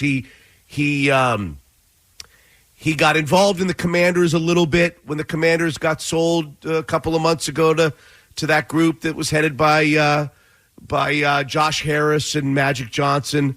But for all intents and purposes, I believe that Jeff Bezos will be the next owner of the Seattle Seahawks. Hopefully, it will not be a Howard Schultz experience. I don't think with Jeff Bezos it's going to be a Howard Schultz experience. I think that Jeff Bezos will come in here, and if it's Jeff or somebody else that really, really, really wants to own a team, I think there'll be a different feel, a different energy about what's going on. So I think you've got a lot of little things in play. Pete Carroll's the oldest coach in the NFL. They're stuck in the quicksand of mediocrity. They've got an ownership group that's in flux. So there's a lot of different little pieces going on. And I think there's coming, decision day is coming for the Seattle Seahawks. And I have a hard time believing that when push comes to shove, we're going to be talking about the same situation and setup when we get to the preseason of 2024. But who knows? Maybe we will. So we're talking to Mitch Levy, MitchUnfiltered.com. Let's throw a little gossip out there, just because I love to do it, and you guys thought I was crazy. But what's the gossip? The gossip is this. 2 players on the team, and this is based on KJ Wright's tirade on his podcast, which basically looks like he's pointing to 2 players who he thinks are massively distracted, not paying attention. He singled those folks out, how much they're hurting the team without mentioning by name, but I'm going to mention him by name. Jamal Adams and DK Metcalf. Those 2, in their own way, definitely typify what KJ Wright says is wrong with this team right now compared to the team that he played on. And he's a guy that definitely played, and so his comments are powerful. I tend to agree. I've never been a fan of DK Metcalf because I just thought this guy cannot get his mental toughness under control. I didn't know anything about Jamal Adams until his recent stupidity that he's done on social network. Yikes. I don't think Adams is going to be on the team next year, definitely. I'm wondering, is it time to move DK Metcalf? I think he's a lost cause, and if we can get something for him, since we're going to be blowing this team up in some way, shape, or form anyway, I don't know how good Geno's going to be anymore. You don't get better when you get older when it comes to injuries. Drew Lock, I don't know if he's the answer. I don't know anything. Do we move on from, definitely we're going to move on from, Jamal, but do we move on from DK if we can get the right situation? Because I'm kind of done with DK and his ridiculousness. I really am. I think you're asking me my opinion. I think Jamal Adams and DK Metcalf are 2 different stories. I think you got to take them one by one. First of all, Jamal Adams, I can't close my eyes and visualize him being back next year. Whether it's Pete Carroll's group or whether it's a new group that comes in and coaches the team, I have a hard time believing that Jamal Adams is... Can we just toss him now? What if I was a Jamal Adams fan, but just to make it shake the team up, send a message this is. I don't think you do it now. I think you wait till. What a failure, though, Screw Mitch. it. Just get rid of him. That is probably one of the worst trades we've ever made. I mean, he's never been anything, and then finally he's back, and then this. What a horrific situation. All right, I agree with you. When they got him, to their point, they were trying to make a run, and when they acquired the guy was thought by a lot of people to be an all-world type of defensive player, safety, and a very, very flexible, a guy who could rush the passer, play the run game, do a little bit in coverage. You could use him all over the field. They had visions of sugar plums like anybody else would have. So yes, I as far as Jamal Adams is concerned, I think we are seeing. I can't imagine that we're not seeing the final days in Seattle. Jamal Adams, and I don't think DK is on the same level as Jamal as far as a human being. I think DK Metcalf is a different story, but he still is irritating the crap out of me, and he has high value. And I don't think he's going to get any better. I think DK is going to continue to be DK. First of all, you said a lot there. Number one, high value.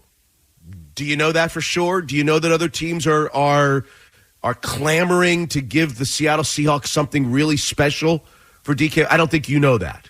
That's true. Because I don't think anybody knows that. That's number one. Number two, as it relates to his off the field or not, I don't mean off the field. The other stuff. It's literally on the field. It's on the field. The other stuff. Let's give him. Can we give him a pass for yesterday? No. Can we give? I don't know how you. How can you give him a pass? Because he's been a pain in the ass when he's cost us with penalties. Came from behind. I said yesterday. This is where I was hoping the mic wouldn't work. Oh, okay. I'm talking about yesterday. Greg Olsen, former Seahawk for a year for a cup of coffee, and Fox has this field day. DK Metcalf is a terrific target now, and he's made himself a terrific target. But boy, did they have a field day at his expense before they actually watched their own replay to see that the guy, the 49er linebacker, took a cheap shot at DK Metcalf from behind on the field. Unfortunately for everybody, the announcers didn't watch their own replay. Either didn't or did and then ignored what happened. I think yesterday was a little bit of a different case. I would have reacted the exact same way as DK Metcalf. You would have reacted the same way. And Steve Migsy would have reacted differently. He might have gotten himself thrown out for the rest of the year. Oh, especially, if DK had a broken neck, and this guy just jacked his neck from behind without him knowing. From behind. It was a total cheap shot. I'd be furious. I think to say, to lump in yesterday to everything else with DK is a little bit unfair. I think each situation presents itself differently, and I think yesterday was different based on how he was provoked. Now, back to your original point. Has he worn out his welcome? Is he hurting the football team? Maybe. But DK Metcalf being a wide receiver is also a part of another problem that I don't think Jamal Adams is, which is, are they using DK Metcalf appropriately? Are they throwing the freaking ball to him?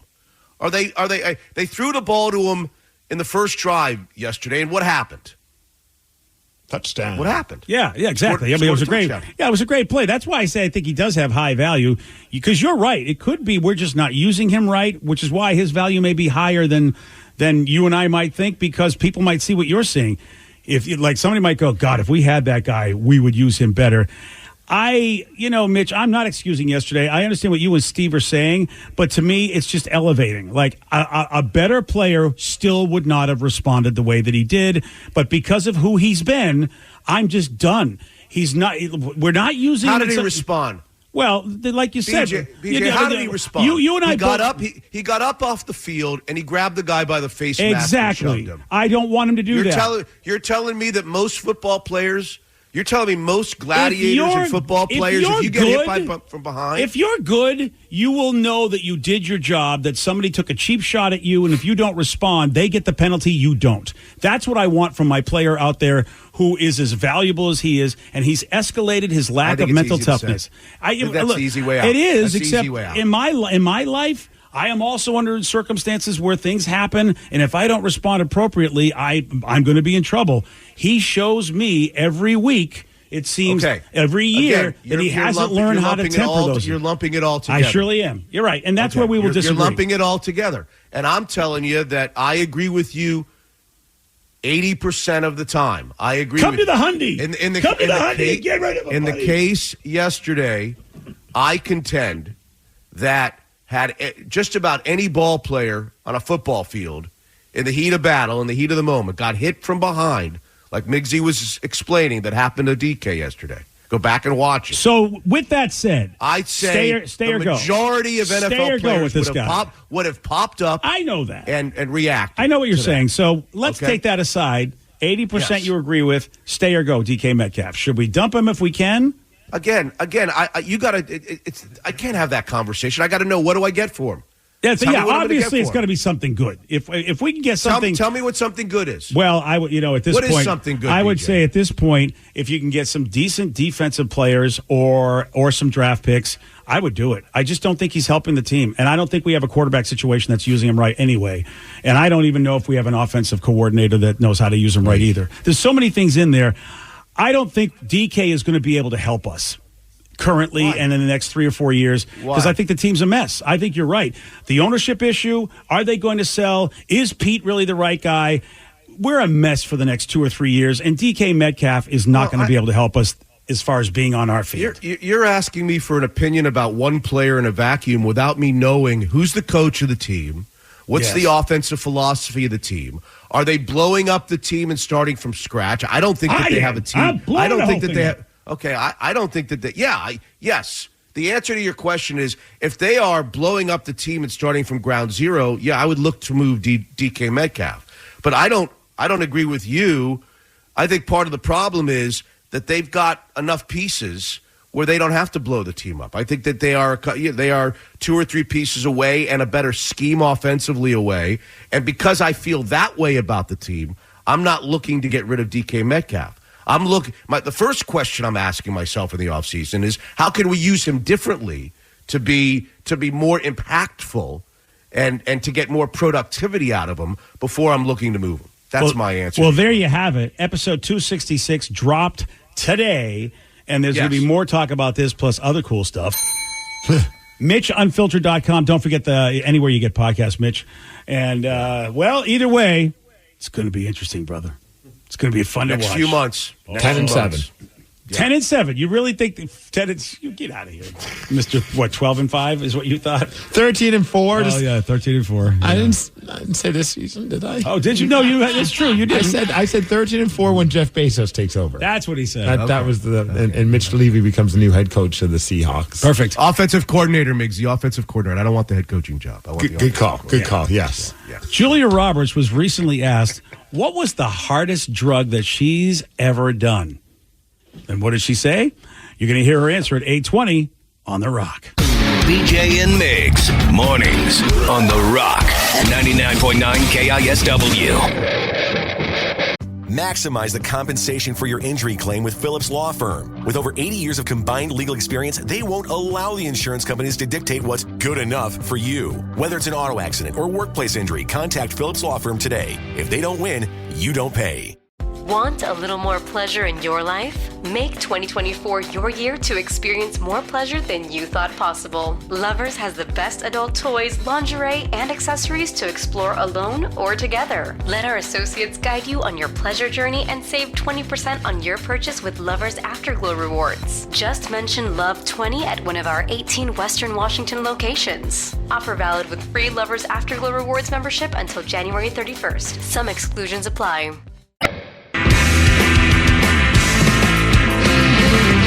99.9 KISW, The Rock of Seattle. You guys know Pretty Woman, Julia Roberts, right? Oh, yeah. Okay, Julia Roberts. I was trying to be like, also this. I don't know. Every movie I think about are Sandra Bullock movies. I continue to confuse those. I know she's I think she was Erin Brockovich, too. Was she in Gravity with George Clooney? No, that was Sandra Bullock. Damn it.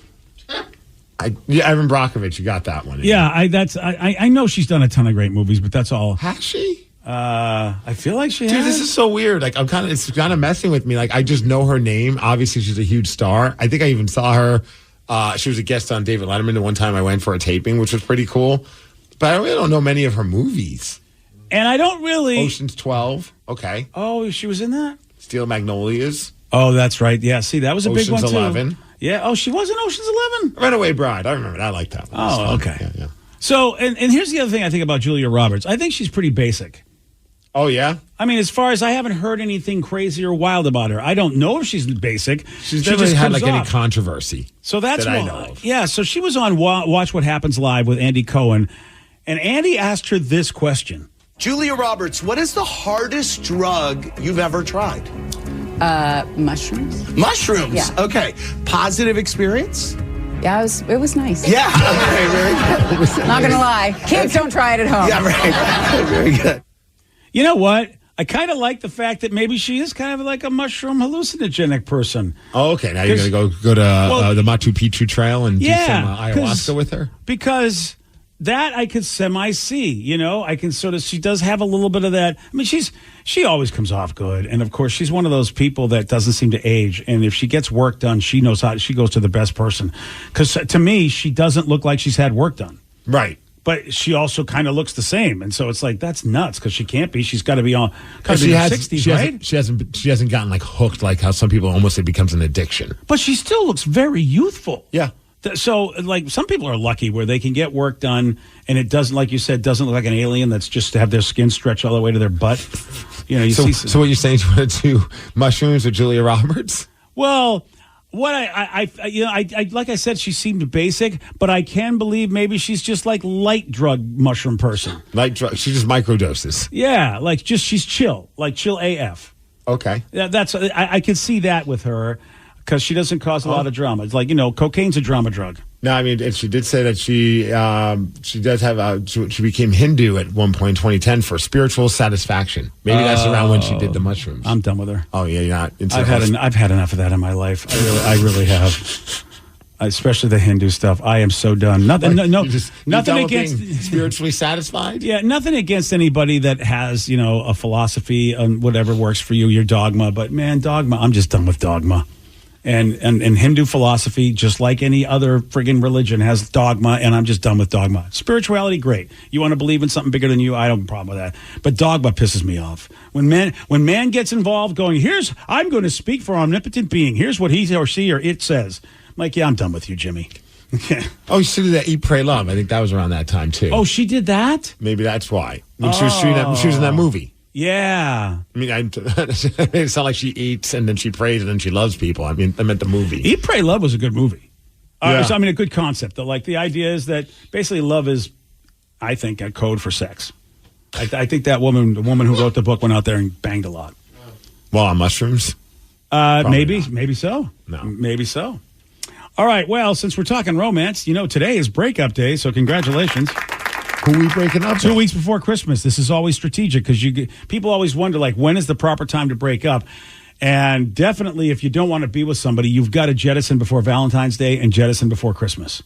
And so this is the big one. Today is out of those two occurrences in life, people are like, yeah, let's make this breakup day. So is it because they feel like you got 2 weeks to recover? That way by Christmas time, you're not like moping around because you just got dumped? Is that... Yeah, the holiday, I think people, at least according to this article, it's like the holidays are very stressful. So, having that person meet your family, you don't want that to happen. So I don't think you're thinking about them so much. Okay. You were actually being very kind. Yes. I'm trying to spare the person, and hopefully in 2 weeks they'll be okay. Which is kind and also very narcissistic. Like, I'm the reason why they're happy, and their happiness will be done if I just leave them. Yeah, you know what? You're a healthy narcissist, though. Yes. You're doing good for the world. A caring narcissist. Now, a lot of us break up on National Breakup Day 2 weeks before Christmas because we just don't want to buy a present. Dude, I have broken up. Has anyone broken up with someone right around the holidays? No. I ended a relationship like days leading up to Christmas. How many days? Maybe 2 days before Christmas. Oh, you're the man. It was like 2 or 3. I just hit my breaking point. I already bought the Christmas gifts. Like, it wasn't even like about like, I'm just going to save a couple dollars. It was just, It got so bad that I was just like, I can't. It was like I was so mad at that person. I truly despise being around certain people and their family. And I was like, the whole thought of, oh, man, I'm not happy. I know I'm 1 foot out the door as it is. And now couple that with I got to be around that person or those people in their family that drive me insane. I was like, I can't do it.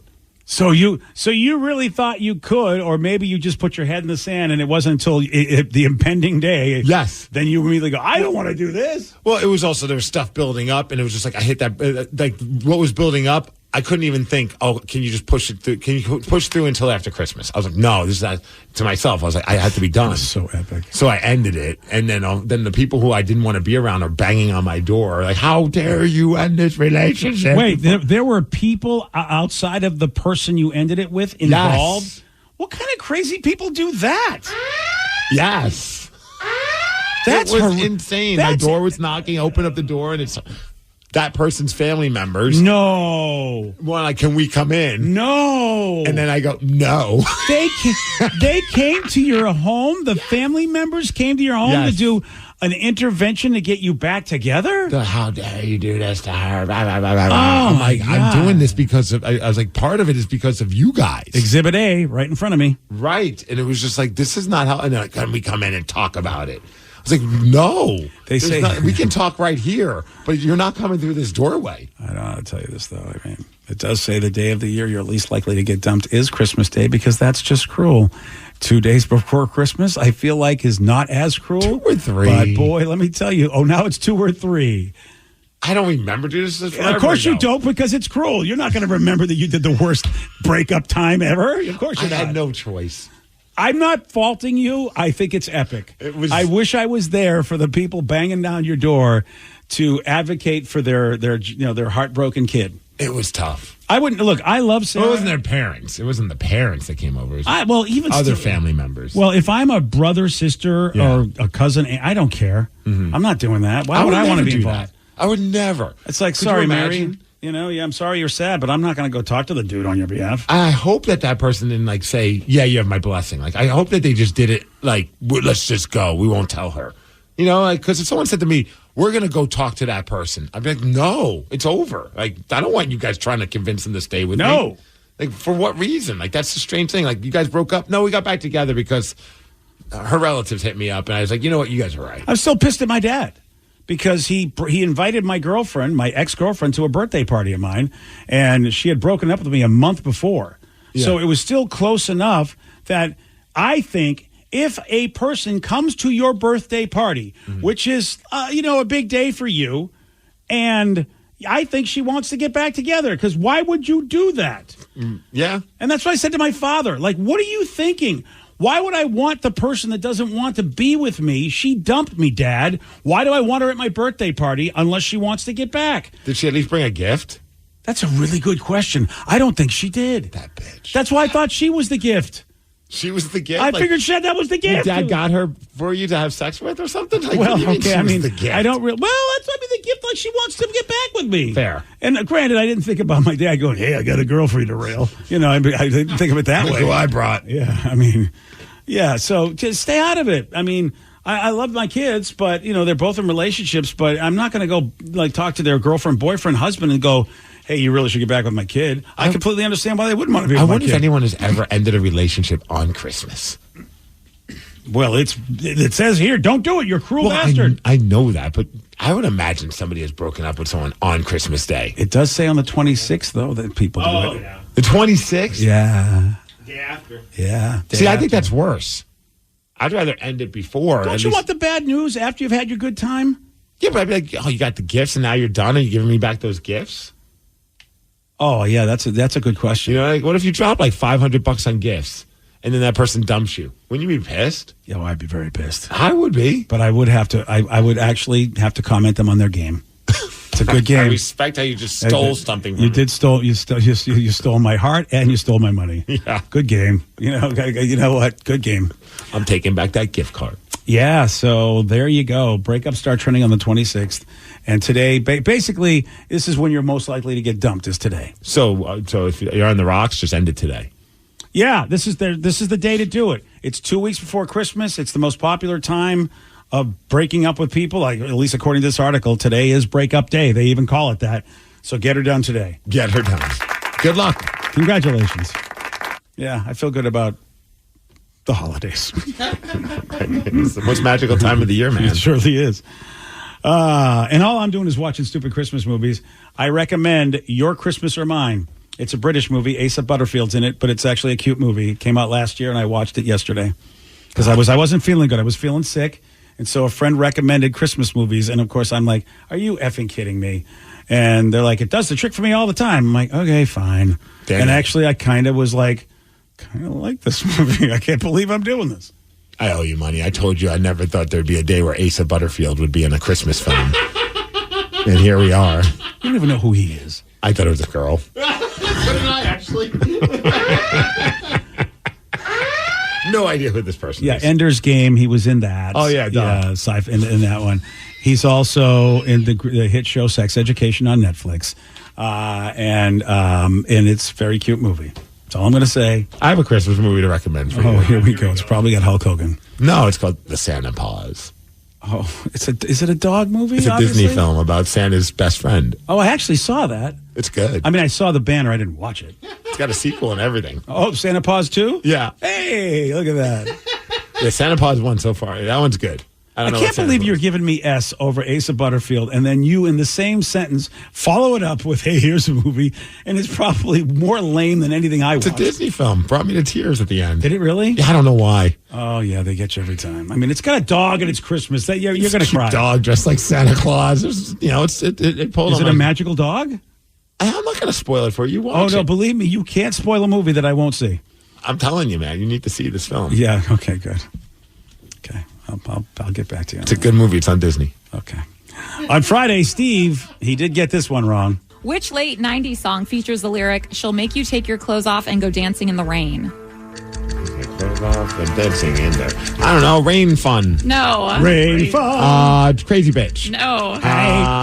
Psycho Girlfriend. No. Actually, when you sang that, it didn't connect with me. But when Sarah gave us a couple of bars of that, it was "Livin' La Vida Loca." Yeah, it was Ricky just in Martin. town. Yeah, and we should. How about we didn't even make that connection? Why would we? Yeah, you're right. You want a shot at beating Steve? 206-803-ROCK. We're playing Beat Migs at 847 on The Rock. Today's podcast was brought to you by Travis Gagne, bankruptcy attorney. He's here right now and has agreed to answer more of your questions about bankruptcy. Here's a question from a listener. My house is currently in foreclosure. I've stopped making payments. What can I do to save my house? If you're already in foreclosure behind on your mortgage, you can stop the foreclosure by filing a bankruptcy. There's different types of bankruptcy. Chapter 13 can help you catch up on your house payments if you're behind. It would mean that you'd have to start making your house payments again and catch up on the amount that you're behind over 5 years. You could also take off or strip off your second mortgage, which would help you to reduce your housing payment every month, especially once you're done with the plan and done catching up on your first mortgage. We could also try to buy you some time by filing a Chapter 13 case. Filing a Chapter 13 would definitely stop your foreclosure. Thanks, Travis. If you have more questions about bankruptcy, you can reach out to Travis anytime at choosetherightchapter.com. That's choosetherightchapter.com. And thanks for listening. Maximize the compensation for your injury claim with Phillips Law Firm. With over 80 years of combined legal experience, they won't allow the insurance companies to dictate what's good enough for you. Whether it's an auto accident or workplace injury, contact Phillips Law Firm today. If they don't win, you don't pay. Want a little more pleasure in your life? Make 2024 your year to experience more pleasure than you thought possible. Lovers has the best adult toys, lingerie, and accessories to explore alone or together. Let our associates guide you on your pleasure journey and save 20% on your purchase with Lovers Afterglow rewards. Just mention Love 20 at one of our 18 Western Washington locations. Offer valid with free Lovers Afterglow rewards membership until January 31st. Some exclusions apply. Imagine the relief of securing fair compensation for an accident you were in, where the insurance companies aren't dictating what's good enough and your injuries and suffering are truly acknowledged. Whether it's an auto accident, a workplace injury, or slip and fall, Phillips Law Firm has dedicated over 2 decades to ensuring their clients receive the rightful compensation and attention they deserve. Call 1-800-JUSTICE today or visit justiceforyou.com. If they don't win, you don't pay. Phillips Law Firm. Justice for you. Want a little more pleasure in your life? Make 2024 your year to experience more pleasure than you thought possible. Lovers has the best adult toys, lingerie, and accessories to explore alone or together. Let our associates guide you on your pleasure journey and save 20% on your purchase with Lovers Afterglow rewards. Just mention Love 20 at one of our 18 Western Washington locations. Offer valid with free Lovers Afterglow rewards membership until January 31st. Some exclusions apply. Your home is going into foreclosure and you feel like a financial wreck. You don't know where to turn for accurate information. I'm bankruptcy attorney Travis Gagne. Let's talk about some legal options. If we work quickly, we can propose a plan to save your home, modify the loan, or in many cases even eliminate your second mortgage. The consultation is free. I've helped hundreds of people just like you make informed decisions about whether to save their home or exit it on a reasonable, organized timeline. The chapter you choose sets the tone for the next chapter of your life. Please contact me today at choosetherightchapter.com. That's choosetherightchapter.com. 99.9 KISW, the Rock of Seattle. Once again, we've teamed up with the Washington State Council of Firefighters and Operation Warm to put new coats on kids that are in need. See, we got a big goal. Yes. We're far from it so far, but we are hoping to raise enough money to put 2,500 coats on kids in need, which would be about $50,000, BJ. And we're approaching 10,000. We're at 9,600 thanks to Rockhogs like Lisa Schultz, who just donated $50. Kyle Priest, he donated $20. And Travis Ryan Porto also donated $50. And thanks to the generosity of those Rockaholics, we're getting closer and closer to our goal. Any amount helps, from $5 to $500. It really does, because every 20 we get in total, we'll put a coat on a kid that needs one.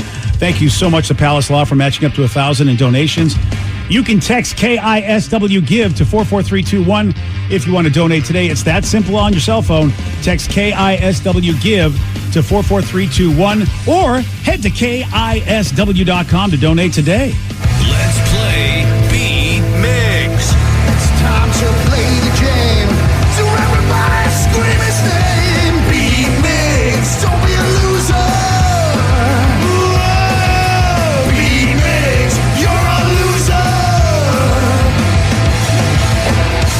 Who's ready to be me? Nobody. I know Matt from Puyallup is. Oh. So Matt, are you there? I am. How are you guys? So good. How are you, Matt? Right on. Right on. All right, Steve, now get out of here. Goodbye. For those playing at home, Matt has 60 seconds to answer 10 questions. You can pass all you want, but you will only get 3 guesses per question. Are you ready? We're ready. A Hanukkah toy, Mensch on a Bench, was inspired by what other holiday character? The Grinch? No. A dreidel? No. A pass. Kevin Miles plays Jake in what insurance company commercials? State Farm? Yes. What staple of Korean cuisine is made from salted and fermented vegetables? Kimchi. Yes. In 2022, what became the first city to have hosted both the Summer and Winter Olympic Games? Atlanta? No. No, that's stupid. Pass. What 70s sitcom features the Cunningham family? Happy Days? Yes. According to Google, what is the largest selling vodka brand in the world? Absolute? No. Oh, wow. Pass. What pop band has the hit songs Girls Like You and Moves Like Jagger? It's Maroon 5? Yes. Who plays the title character in Ace Ventura: Pet Detective?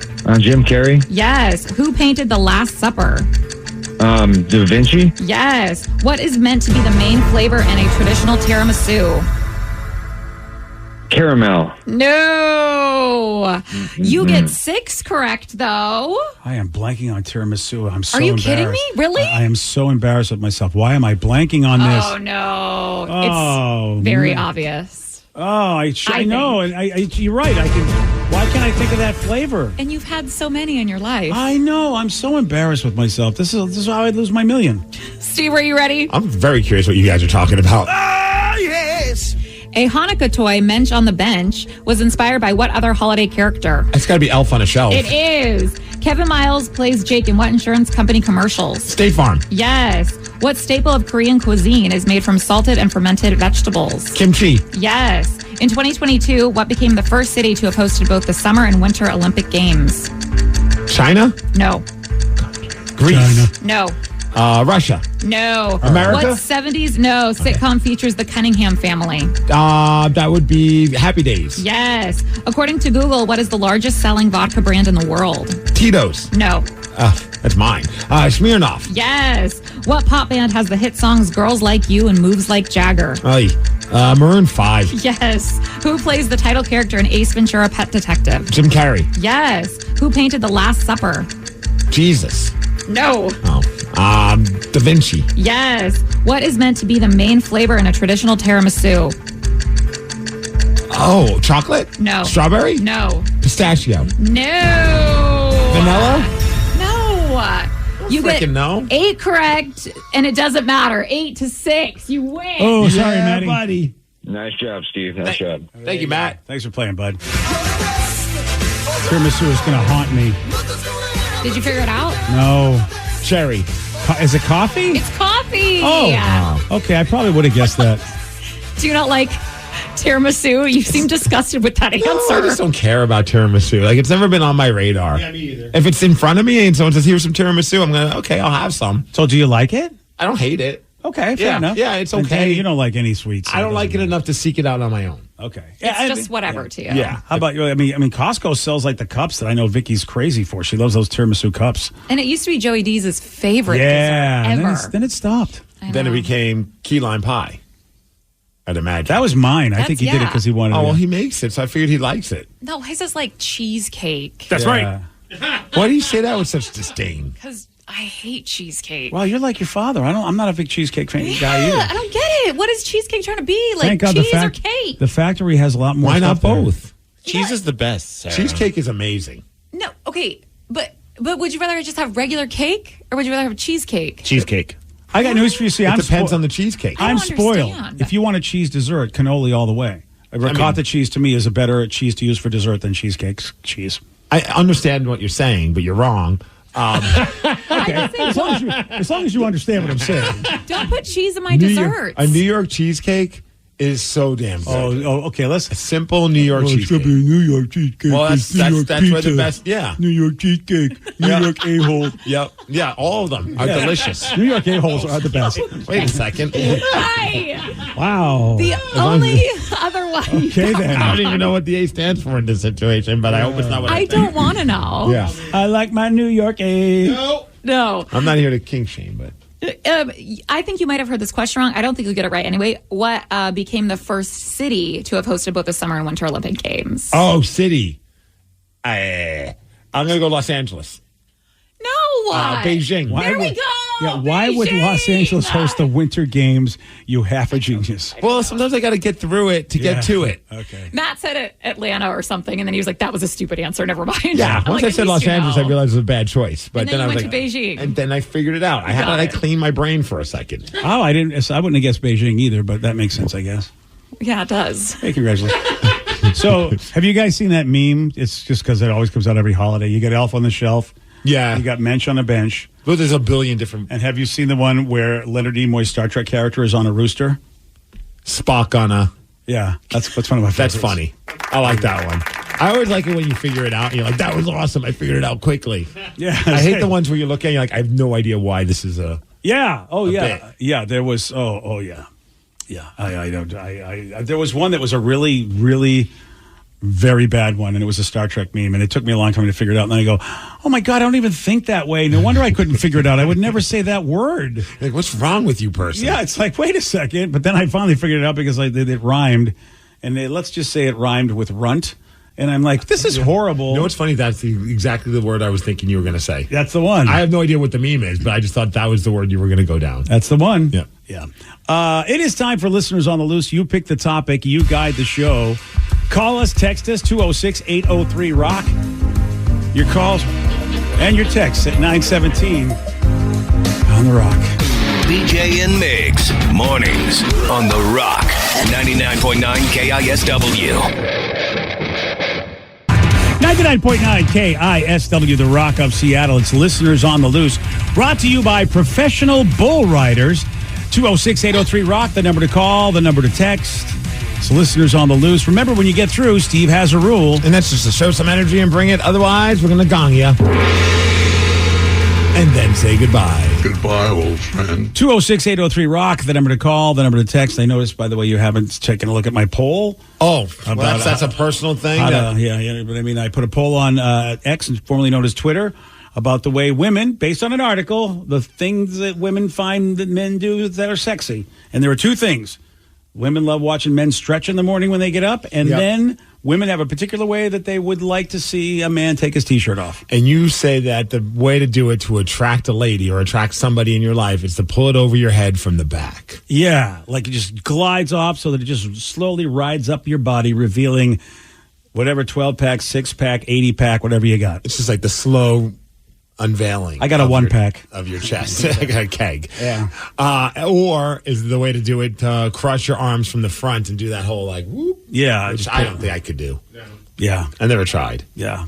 Either way, from the front is definitely, at least according to this article, women do not like it from the front, which doesn't sound right. So, you want to know what's the sexy way for a man to take off their shirt from the front or the back? What are we doing? How's my poll doing? Well, now we're at a whopping 31 votes, BJ. Woo, look at that. And the crossing the arm from the front is making its way a little bit closer right now. 51% pull over from the back, 48% crossed in the front. Wow, we're like everything else in this country, we are so split. Right. I can't believe that. Like maybe it's Pacific Northwest women go, you know what? I like it old school. I like it from the front. You're overanalyzing it, man. Well, I'm not wrong. Maybe you're just wrong. No, maybe it wasn't me being wrong. Maybe these women that are putting this stuff out there want me not to get any action, and I will do things the wrong way and never get any action.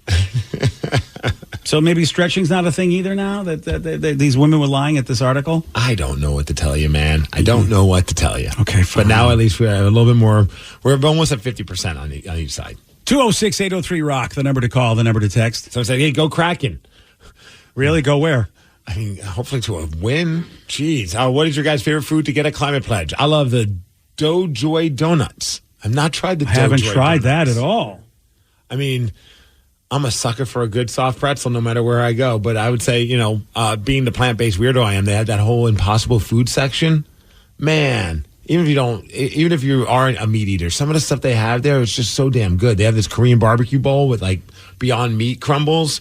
It's so good. The barbecue sauce that they use, or not, the Korean barbecue sauce that they use is amazing. And Beyond Meat, is really one of the best supplements substitutes I've ever had. I'm an idiot. I said it's like Beyond Meat, but it's the Impossible Foods. Oh yeah, you're right. Stand. So clearly they're using Impossible Foods beef crumbles. How cool would that be if they were actually using Beyond Meat? Like, what's the secret? I try and get this at the store and it doesn't taste anything like this. Well, we actually don't use Impossible. We use the competition.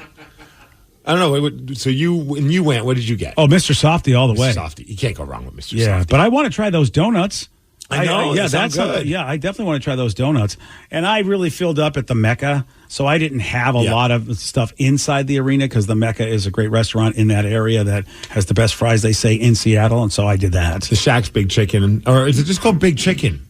Remember, Danny and I, we went by there and we're like, we didn't even see the Shack name. They took Shack's name off it? They took Shack's name. Like, it's not just like promoted as that anymore, but then we looked it up and he still owns it. So it's just weird, but it's just called Big Chicken. Why wouldn't he want his name on that? I don't know. I mean, because it used to, unless I'm crazy, I thought it had Shack's Big Chicken, but maybe it just said Big Chicken the whole time. And we just were like, hey, it's Shack's. And we Mandela Big affected Chicken. it. Yeah. Oh, okay. Well, that I haven't seen one yet, so I don't know. Yeah, I mean, the logo on their website just says Big Chicken. I don't know why, but I was convinced when we went there to Climate Pledge the first year, there was some sense of Shack branding. Yeah, I thought so too. We're both insane. Yeah, we probably are. Yeah. Okay. I think it's dumb if he had it there and took it off. I mean, he knows his business better than me. I know, right? Right. But I just feel like, why wouldn't you put your name on there? The guys who don't own restaurants are trying to tell the person who's had a successful franchise how to do this. Yeah. All right. Well, I haven't tried Big Chicken yet either. I haven't done. All I have had is a Mr. Softy. Yeah. You know what's weird is every time that I go, and it's like, because you would think that for me it would be like pizza, but every time I go, I just crave one of the Bavarian Meats Seattle dogs. You always go for that. I always go for that. Like every time Steve and I are there, I'm just like, I just want a hot dog. Oh, that one time we sat in that special section, I don't even know what it was, like the whatever, insert corporate sponsor, Wells Fargo section. Remember when they had that, like their own little area, and they had that Ballard pizza. Oh, that was really good. That was really good. That was like a 2-food night for us. It was. That was like dinner and post-dinner dinner. That sounds good. It was pretty awesome. Now, if only the Kraken could figure out how to win a game, that'd be nice. Yeah, this is tough. 8-game losing streak. 8-game losing streak. The Hawks have a 4-game losing streak. Yeah. The Mariners don't seem to be drafting or getting anybody that we think is going to really help. Mariners are losing even in the offseason. This is just weird. It really is. Shohei Ohtani at least went to the National League, so we don't have to worry about his dumbass, at least in our division. So he said, hey, how do you guys feel about the new Dodgers pitcher getting $700 million contract and he won't even play in the first season? Well, he's going to play, but he's not going to pitch. Exactly, yeah. Will he pitch again? Is that the goal? He's supposed to have the surgery so that you take, is it Tommy John? Yeah, you take a year off. and sometimes it's closer to 2 years or at least 18 months. James Paxton, Big Maple, had that done recently, and he was relatively effective for the Red Sox last year, but he did taper off towards the end of the year, and he's a free agent. I don't know if anybody's picked him up yet. That's a guy that I think, boy, if the Mariners can get him at a decent price, you already know what he can do. I am surprised they haven't really tried to dip into the James Paxton pool unless they really feel like he's done. But here's my question though about Ohtani. So you said it's about a year recovery. Can he hit while still recovering? I think that's the deal. Is he can still hit after a surgery? Yeah, that's the weird thing. Yeah, the Tommy John surgery, apparently it won't stress out that part of your body to swing a bat. It would only stress out that part of your body to actually hit the ball. That's why it needs so much. To pitch the ball. That's why it's a weird thing.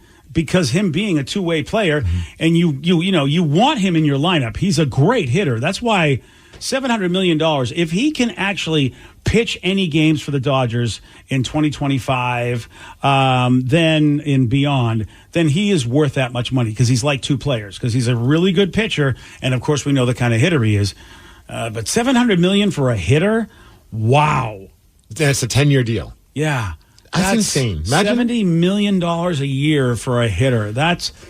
It's hard to believe that any player, no matter how good they are, could still be that effective for your team. You'd think you could take that $70 million and go out and do other things, with other players, get multiple players, and really help your team get to a World Series, not just a one guy for $70 million. He's 29 years old. Yeah, that's, and we'll see. We'll see with Tommy John. It doesn't always guarantee that you're going to come back and be amazing, but a lot of pitchers do come back, and they are amazing. So we'll see if he will come back from that. Is he married? Because I'd hope. That he needs to be able to provide for his children. Remember that? I understand $700 million is should help. That should help him a little bit. I feel like if he's not married, he will be soon. I'm not seeing at least on Wikipedia. Yeah. Is he like Jeter? He's just going to have a great Playboy lifestyle. Oh my God! I mean, Jeter's now married, but back in the day, Derek was like having a life. I don't know why I'm like that. I can't imagine any woman that would be in his life would be like, why did you spend money on that? He'd be like, I make $700 million over 10 years. I think I could. I'm $70 million a year. I think I'm okay. Yeah, that would be interesting to see the money conversations where you went over the line, Shohei. Right. Did you really need to purchase that? Yes, actually, I can purchase whatever I want. I make $70 million in a season. But there's always every man will tell you, every woman will tell you, whoever's making the most money in the household, someone who's in charge of the finances, I don't care who you are, you will go over a line.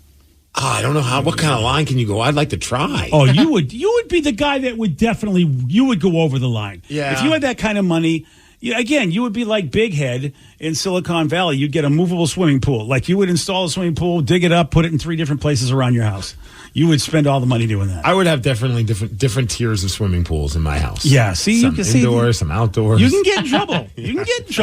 You could, $70 million. I think you could burn through it. Here's a good text about food. Speaking of soft pretzels, this weekend we continue our family tradition of going to get Santa pictures, and then after Santa we stop off at Annie Ann's Pretzels. I get the classic soft pretzel and the little hot dog pretzel. My son gets the cinnamon sugar and the new confetti pretzel, and my wife got the cinnamon sugar and a classic. What's your favorite type of pretzel? Oh, wow. I didn't even know there was a confetti pretzel. Yeah, I don't even know what that is. If that's a dessert pretzel, maybe? Maybe? He's way into pretzels like you. Yeah. I won't turn down a pretzel, and I like a pretzel dog. I mean, that is probably one of my favorite ways to get a pretzel. But I won't turn down a pretzel if you give it to me any kind. Oh, I like a sporting event. I love the super big ones, obviously. But at Annie Ann's, I typically go with the pretzel nuggets. Ooh, because you can dip them. Oh, I don't dip them. It's just easier to eat. Are those like glazed as well? Looks like they're glazed. They have a buttery cookie crumble and rainbow sprinkles. That's the confetti nuggets. Okay. It was funny you said nuggets, and I was like, I didn't even realize they had nuggets, and I just pulled that up. Oh yeah, the pretzel nuggets are where it's at when it comes to Annie Ann's. All right. Yeah, those dessert confetti, they look like donut holes almost. See, Tatum's also picked up on being a massive fan of pretzels, and so when they go shopping on Fridays, she gets a tub of Annie Ann's, and I always give her a hard time, like, you didn't bring any home for Dad? And she's like, sorry, Dad, or whatever. And then last time she came back, she brought home half-eaten nugget, one. A half-eaten She one. ate the rest of it and ate all but just like, save this one for Daddy. I'm like, that's just like a slap in the face. Like, you might as well have not even done that. That's hysterical. She half for ate real? it. I mean, at that point, they're so good. You can't like not eat it on the way home. This kid is such a troll. You couldn't save 2-3 nuggets No. for Dad? She is trolling the hell out of you. Oh, man, it was great. Yeah, she is trolling you big time. I did realize that she's a wiser person than me, though. I feel like pretty much anyone you talk to, you can have that realization. But go on. I just thought it because someone just texted and said Santa Paws was a crap film. My daughter made me watch it with her. So I watched Santa Paws with her on the Disney Channel. You said you really, really liked it. I did. For a kid's movie. I thought it was fun. I We know, both sat there and we had a good time watching it together. All right. And so at some point, it has like, obviously there's like a bad person in the show. Like she's like kind of runs like this like foster home and she's a mean woman. Oh, yeah. And I'm like, oh, that lady, she's so mean. And she goes, no, Daddy, she's just not happy. Ooh. And I was like, what? I was like, how are you wiser than me right now? That's that amazing. was like, it took me, like, it stopped me in my tracks for a second. I'm like, I didn't think about it like that. You're right. She's just not happy. Dude, isn't it nuts? Like the idea that your daughter has the concept in her head like that, which is 4 pretty- yet. She's 4 on Wednesday. That is so awesome because from a behavioral science standpoint, she's absolutely right. Right, but you don't think like that. I'm just watching the show, and it's like some cranky lady that's mean to the foster kids. I'm like, oh, that lady's so mean. And I thought she'd be like, yeah, Dad, that lady is mean. She's like, no, Dad, she's just not happy. I'm like, who are you? Yeah, really. That is wild because when we were growing up and we saw characters like that, oh, yeah, no, they were effers. Yeah, so I looked, I go, no, man, she's just a bitch. She's like, wait a second. No, I'm kidding. Let me train you right, kid. The search for Santa Paws has an 62% audience score. 62%, BJ. Audience score. Yeah. It's not even on the tomato meter, but I mean... So the tomato meter won't even rate it. I don't think that movie even was in the theaters. I don't even know what the hell I don't even know where this movie came from. And they already have a sequel. Yeah. Well, Disney knows what they're doing. Disney puts everything up there just so you'll watch it. Santa Paws 2 is the Santa Pups. So Yeah. you get even more puppies. Yeah. We just started that one, okay. so don't spoil it for us. I know nothing about it. Hopefully there's no unhappy characters in this one. I thought that was so funny to us. That is so no, she's not mean. She's just not happy. Well, you know what? Now you know my story. All those years, everybody that thought Just I was weren't mean. happy. Just not happy. If only I had my daughter sooner, I would have known this. Yeah, see now you know. You're going to have a whole different idea about life now when the kid starts giving you the philosophy change. You pick the topic. You guide the show. It's Listeners on the Loose. Call us. Text us. 206-803-ROCK. We got more of your calls, more of your texts. We're going to take those at 9:35 on The Rock. BJ and Migs, mornings on The Rock, 99.9 KISW. 99.9 KISW, The Rock of Seattle. It's Listeners on the Loose, 206-803-ROCK, the number to call, the number to text. Let's go to Dave in Burlington. Dave, you are on The Rock. Good morning, gentlemen. Good morning, Dave. Welcome to the show. What do you got for us, buddy? Well, like I said, I tried to get a hold of you guys, and I did briefly, but about a week and a half ago, you guys were doing a thing about hiking and all that stuff. And I've actually been to the top of Half Dome, which is a mountain in Yosemite Park, and it's also the motivation behind the emblem for North Face. Oh, really? I didn't know that. Yeah. And I've actually been to the top of that thing 3 times. And at the tip of it, because of the way it's shaped, there's a thing they call the diving board. And I've actually got a picture of me standing on that. It's a 5,000-foot drop to the valley floor. Damn. And that picture's on my phone because it's the only place my wife will allow me to have that picture. Oh, I can imagine because she was like, hopefully you have insurance at least. That's what I would have said if I was your wife. Do you have life insurance? Because you're not going up that mountain without it. And That's then, a weird conversation, though. Oh, I would definitely have I understand that. what you mean, but it's still like, I'm not expecting you're going to make it, so can you make sure I'm taken care of? Yeah. Yeah, there you go. That sounds like a really cool place, Dave. And you've done it 3 times? Yeah, I've done it 3 times. I did it with my buddy. He's the one who motivated me to go with him, take his dad up there before. Maximize the compensation for your injury claim with Phillips Law Firm. With over 80 years of combined legal experience, they won't allow the insurance companies to dictate what's good enough for you. Whether it's an auto accident or workplace injury, contact Phillips Law Firm today. If they don't win, you don't pay.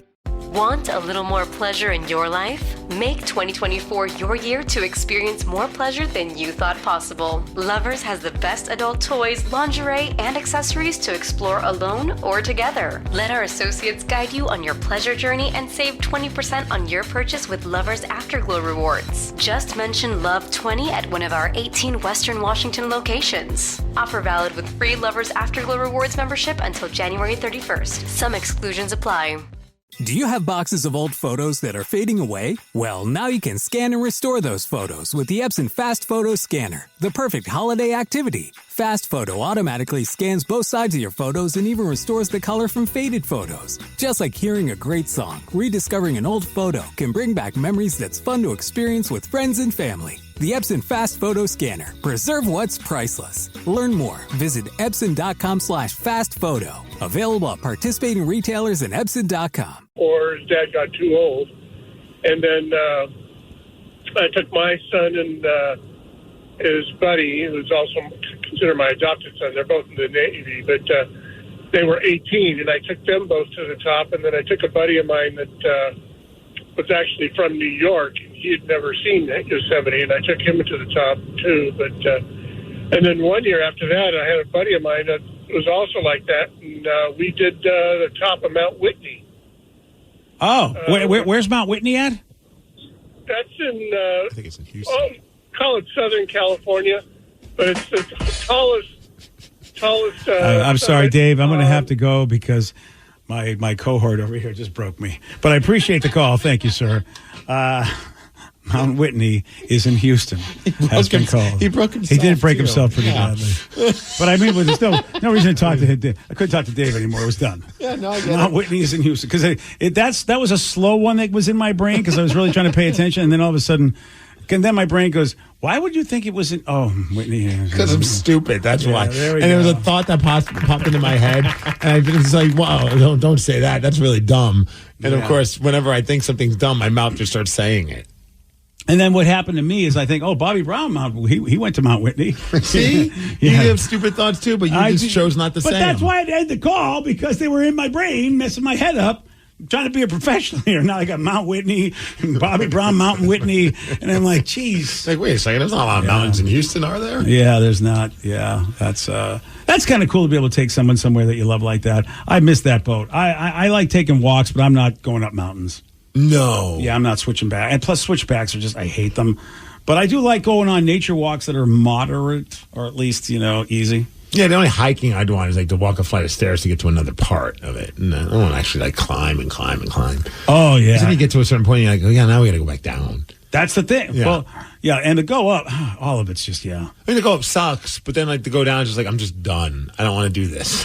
And the go down is not easy. Right. It really does take a lot of energy, your hammies or whatever the heck you're using in order for the go down.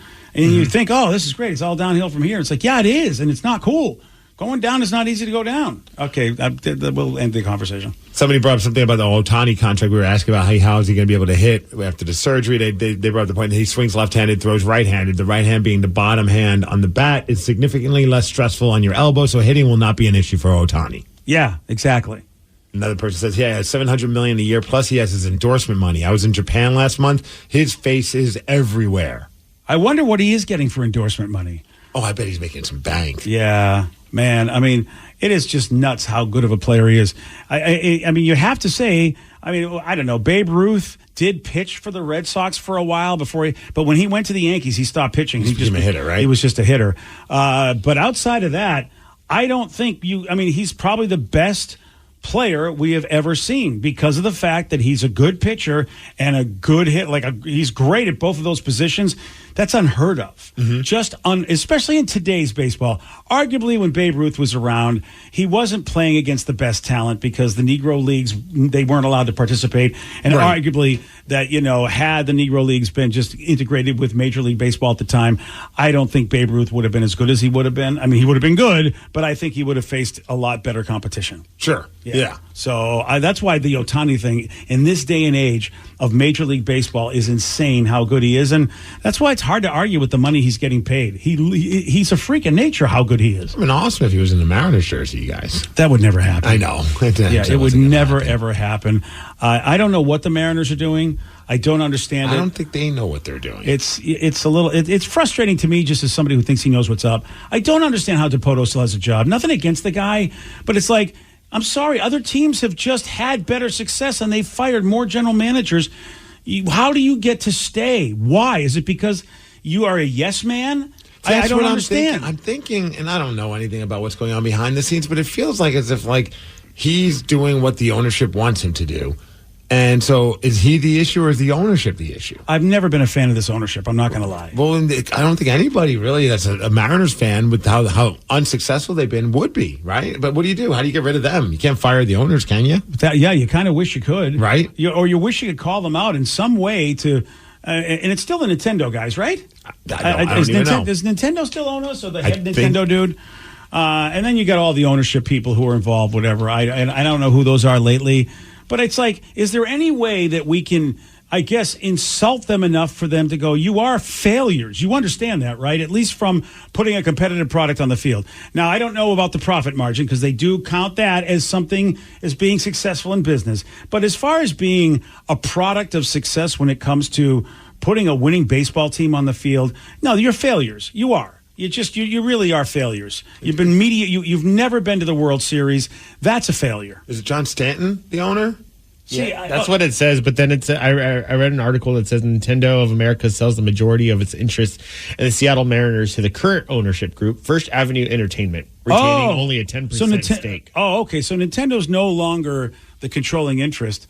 All right. Well, I mean, that is a little bit different because I used to be so pissed at how the head Nintendo people just didn't seem to bother them. Yeah. All right. Well, I don't know how long. When did that happen? When did those guys get that? That article says it was dated November 12th, 2023. Oh, this just happened?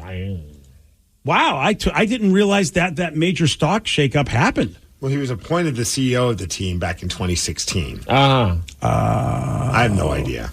Yeah, that's what it says. Whoever it is. John Stanton. Some heads need to roll. There it goes. John Stanton, look, I get from a money standpoint, who knows what you are. You probably can laugh all the way. You don't care what I have to say. Oh, he's very rich. But you're a baseball failure. You are. You really are the team is a failure. The fact that they can't find their way to a World Series, it's a failure. Bottom line. And Jerry Dipoto, every time he opens his mouth, is a failure. Yeah, he says some really interesting stuff. So I'm going to say that. I'm letting the Boston in me come out as a fan that's pissed off. It's so ridiculous. I brought it up before. How is it that a team like the Red Sox have won 3 World Series since 2007, and all those guys that were in charge were fired? Like, they're gone. They're gone. But they won a World Series for their team. How are they gone and Dipoto is still here? He hasn't even gotten us to a championship game. He hasn't even gotten us to the pennant yet to even try to win it. I don't understand it. It's a good time to be a Seattle sports fan, man. Yes, sure. Seahawks, Mariners, Kraken. See, you're right, Steve. I think I'm just bitter about everything, how it's all going. Yeah, it's easy when one of the teams is doing really well, and you can kind of be like, whatever about the Mariners then. If the Mariners are doing well, like, whatever about the Seahawks. But right now, it just seems like, obviously, the Huskies are something to look forward to. But on the professional level, some of the main teams are just like, okay, what are we doing? I am very nervous about the Huskies, actually. Well, I mean, I'm afraid we're going to get embarrassed. I hope I'm wrong. The idea is this. What do I freaking know? I know, and I don't know anything either. But the big rub for anybody that knows a little bit about college football is that the Pac-12 just never has the kind of talent that some of those other conferences in college football have, which is why very rarely you don't get to see something like this where actually they get to be one of the 4, the number 2 team in the country. I hope they are as good as that is, as opposed to if they play Texas, and if Texas just rolls over them, because Texas was always in a better situation because they had more competition, so that meant they were a better team. I hope that doesn't happen. I don't know enough about the game to know, but I'm so afraid of that. That's the last thing you want, is to get blown out in the championship game. But the nice thing is we've had several months of just being disappointed by our sports team. So That's at true, this point, like, really, what do you? That's a good point. Are you more disappointed by the Kraken or by the Seahawks? Ooh, that's the big question. I'm more annoyed by the Seahawks. And I guess annoyed / disappointed. I'm not happy about what's going on with the Kraken. And honestly, I don't know what's going to make them get better. It does not look good. There just seems like, I like Hackstall. Obviously, last year I thought he would deserve to be coach of the year for what he was able to do for that team. This year, I don't know what's going on. It's almost like the Kraken and the Hawks are almost living parallel lives. Like, I feel like both coaches have lost their teams. Yeah. I don't know what it is, because like last year, even in their first year when they were this, they were just a crap team, but every game they still put out their best skate forward. Like, they were still trying. Like, it was still exciting hockey to watch. Like, they were still fighting the dog even towards the end of the year.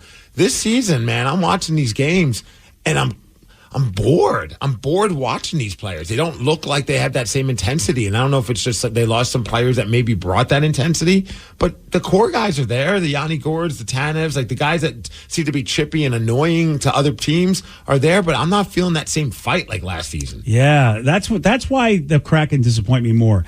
The Hawks, this kind of happens. Like, you think they're going to be amazing and they're not. And I didn't expect it to be this bad, unfortunately, with the Hawks, but I still thought it would be like the disappointment of the Hawks I'm used to.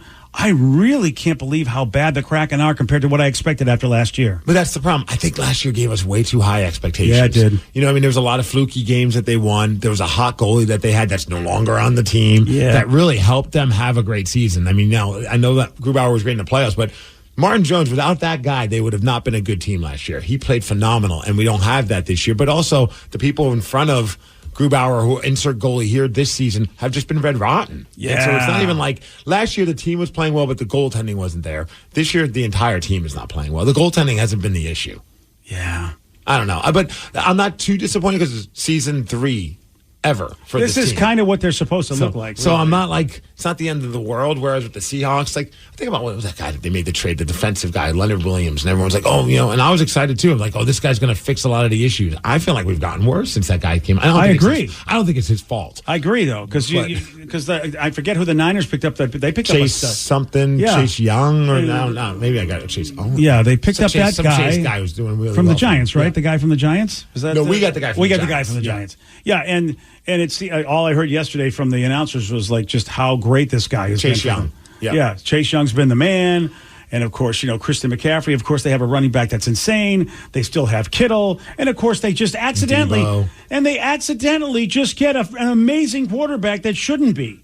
Yes. It's just like what happened that the Niners got all of this?